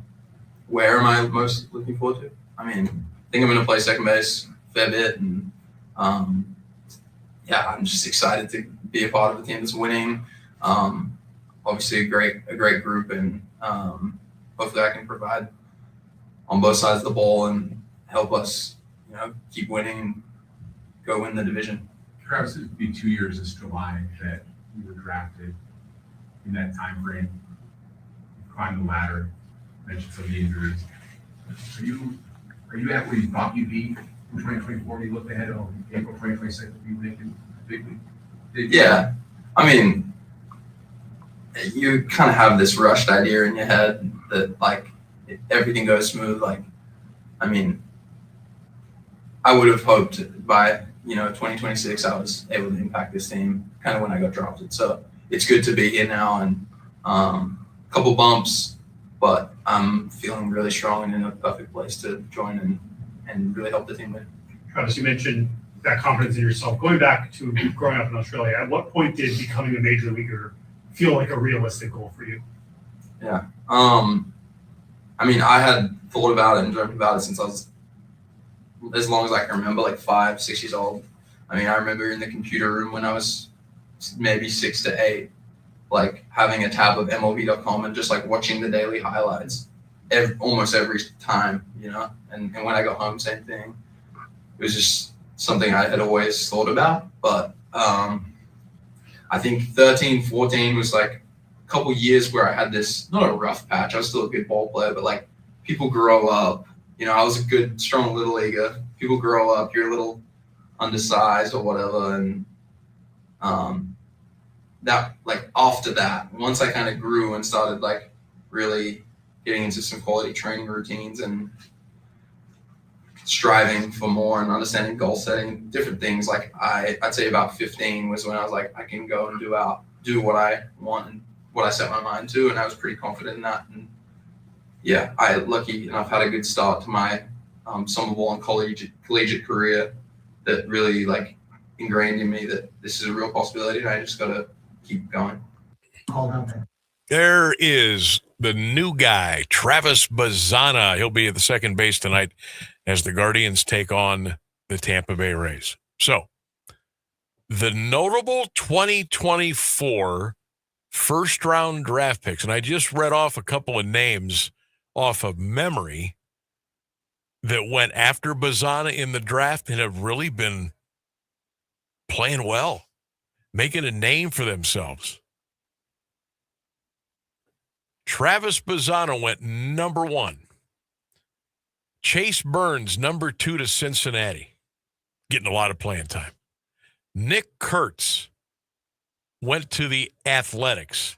He is having a tremendous career. The number 6 pick, Jack Caglione, went to the Kansas City Royals. At number 7, J.J. Weatherholt to the Cardinals, smashing the ball. Christian Moore went number 8. Connor Griffin went number 9 to the Pittsburgh Pirates. He is already a fan favorite, a Pittsburgh favorite, Connor Griffin.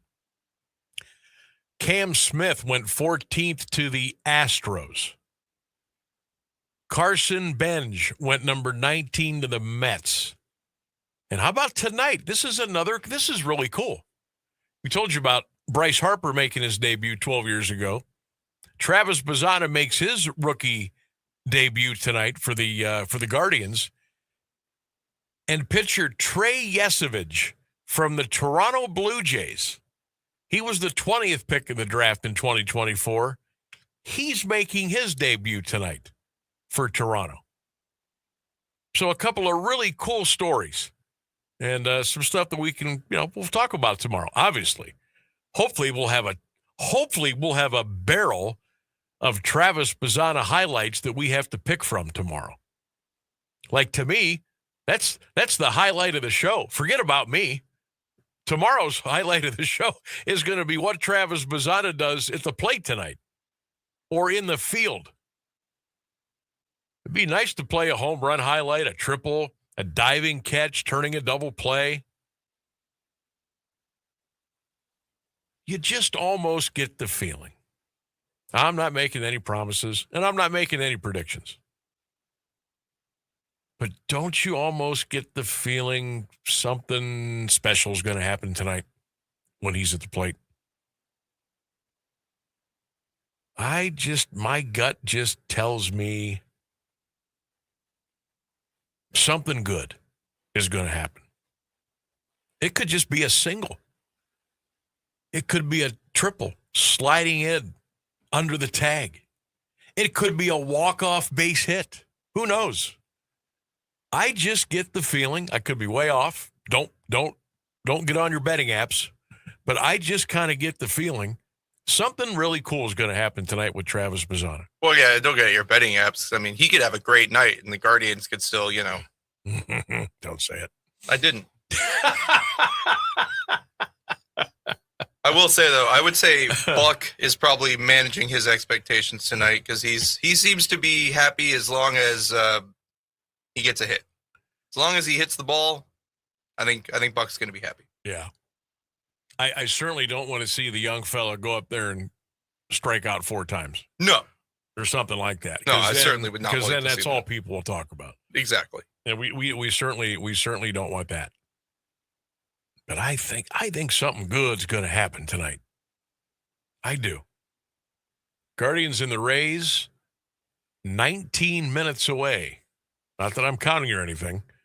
Before the first pitch. Let me get you that lineup card again tonight for the Guards. Quan is going to lead off and play left field where he belongs. Left field. Leave him there. Chase DeLauder is going to bat second. He'll be the DH tonight. Jose Ramirez batting third. He'll be at third. First baseman tonight will be Kyle Manzardo batting cleanup. Batting fifth, Daniel Schneemann. He'll be in center. Angel Martinez will bat sixth tonight. He'll be in right field. Travis Bazzana will be at second base. He'll bat seventh. Bo Naylor will bat eighth and play catcher. And Brian Rocchio will bat ninth tonight. He'll be the shortstop. And Tanner Bybee is on the mound tonight for the Guardians. 6:10 first pitch at Progressive Field. You know what? Another big story tonight? It's Tanner Bybee. The quote-unquote ace of the staff is 0-3. It has a 4.45 earned run average. It's all about Travis Bazzana tonight. This is his night. This is his major league debut. And it's against a pretty good team. Tampa's 17-11. Not a lot of household names, never are. But that's just a good organization. Guardians come in 15-15. So they're 30 games in. But tonight is just as important for Tanner Bybee. I'm going to read you a stat line here, and oh boy. 30 1/3 innings pitched. The earned run average is 4.45. The whip is 1.45. He has walked 11 and struck out 26. Again, that's in 30 1/3 innings. Tanner Bybee needs to have a good night tonight. He's got to be efficient. I don't want his pitch count to be at 70 in the top of the fourth inning. He needs to get things turned around. I'm not saying they're going to shoo him away. They got too much invested. But he needs to put the big boy pants on tonight and have a good outing against this Tampa Bay squad. That's just my opinion there.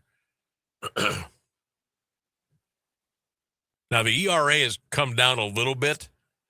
It was like over 6. So it's down to 4.45, but no wins and 3 losses.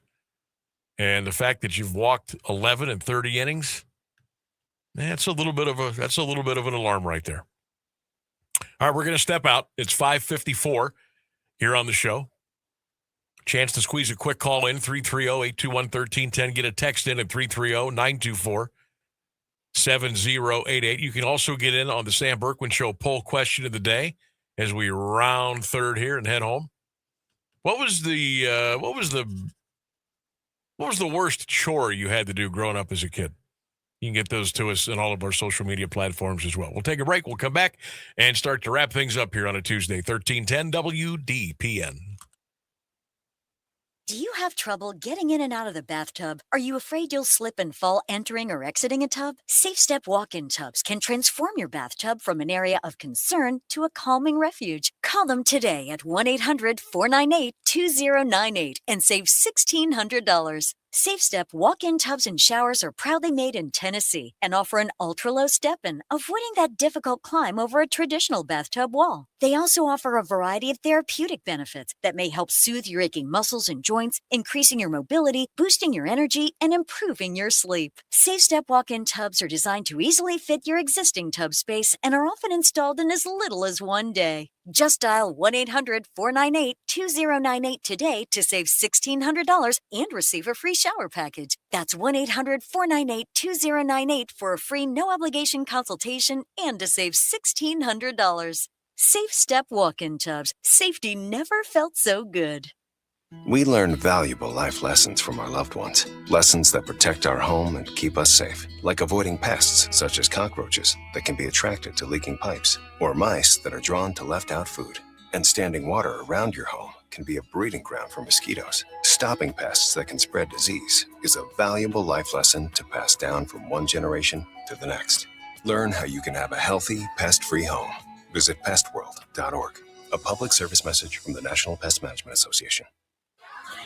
In classrooms across the country, chronic absenteeism is on the rise. Sophia A., grade 4, absent. Julio M., grade 6, absent. Aisha S., grade 12, absent.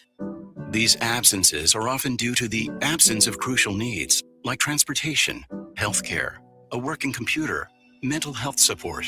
The list goes on. Olivia H., absent. Preston L., absent. Chloe B., absent. The reasons why they're absent are very real, and yet the solution is someone present to help them along their path. When site coordinators from communities and schools are on hand, they connect kids to the resources they need. And when they do, 99% of students are present and remain in school throughout the year. Jacob O., grade 10, present. Communities and Schools works directly with students, helping them overcome obstacles to succeed in school and in life. Learn more at communitiesinschools.org. Being present matters.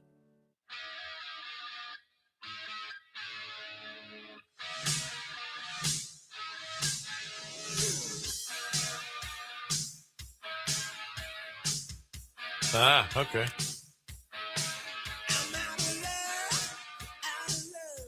Welcome back to the Sam Bourquin Show. We got a couple of minutes before we bid you adieu for this Tuesday. Don't forget Showtime tomorrow at 3.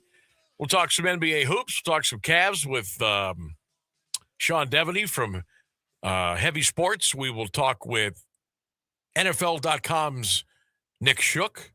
That'll be tomorrow at 4:15. We will get you ready for the Cavs and the Raptors tomorrow night at the Rocket Arena. We will take a look back at the Guardians and Rays, Travis Bazzana's debut. Oh, I forgot. Tomorrow the Guardians play at 1:10. And that kind of wipes out the opportunity to play highlights, if there are any, because they will have already started a new game well before we get on the air tomorrow. So we'll do a little different approach tomorrow. I think tomorrow you could just use Travis Bazzana highlights. Yeah. Do it that way. We will make them a part of the show where it's not old news, but it will be, but it won't be. And here's the other thing. Mother Nature may intervene tomorrow too. So we don't really know what time the baseball game is going to start tomorrow because it's supposed to be a wet day all day here in Northeast Ohio. All right, that is going to, real quick, shout out to Lawrence Taylor, Hall of Famer. He's battling pancreatitis, been in the hospital for about a week, so we're hoping LT can bounce back and get it together there. All right, thanks to Ryan Rainsberg. Great job as always. Thanks to all of you for listening and calling and chatting and texting and commenting. We always appreciate your efforts and being a big part of our show here each and every day, Monday through Friday. Tomorrow, big show, lots to look back on and lots to look forward to it, and we can't wait to do it again tomorrow at 3. And as always, go Browns, go Bucks, go Cavs, go Guards, go Travis Bazzana. Have a great night, everybody. We'll see you tomorrow.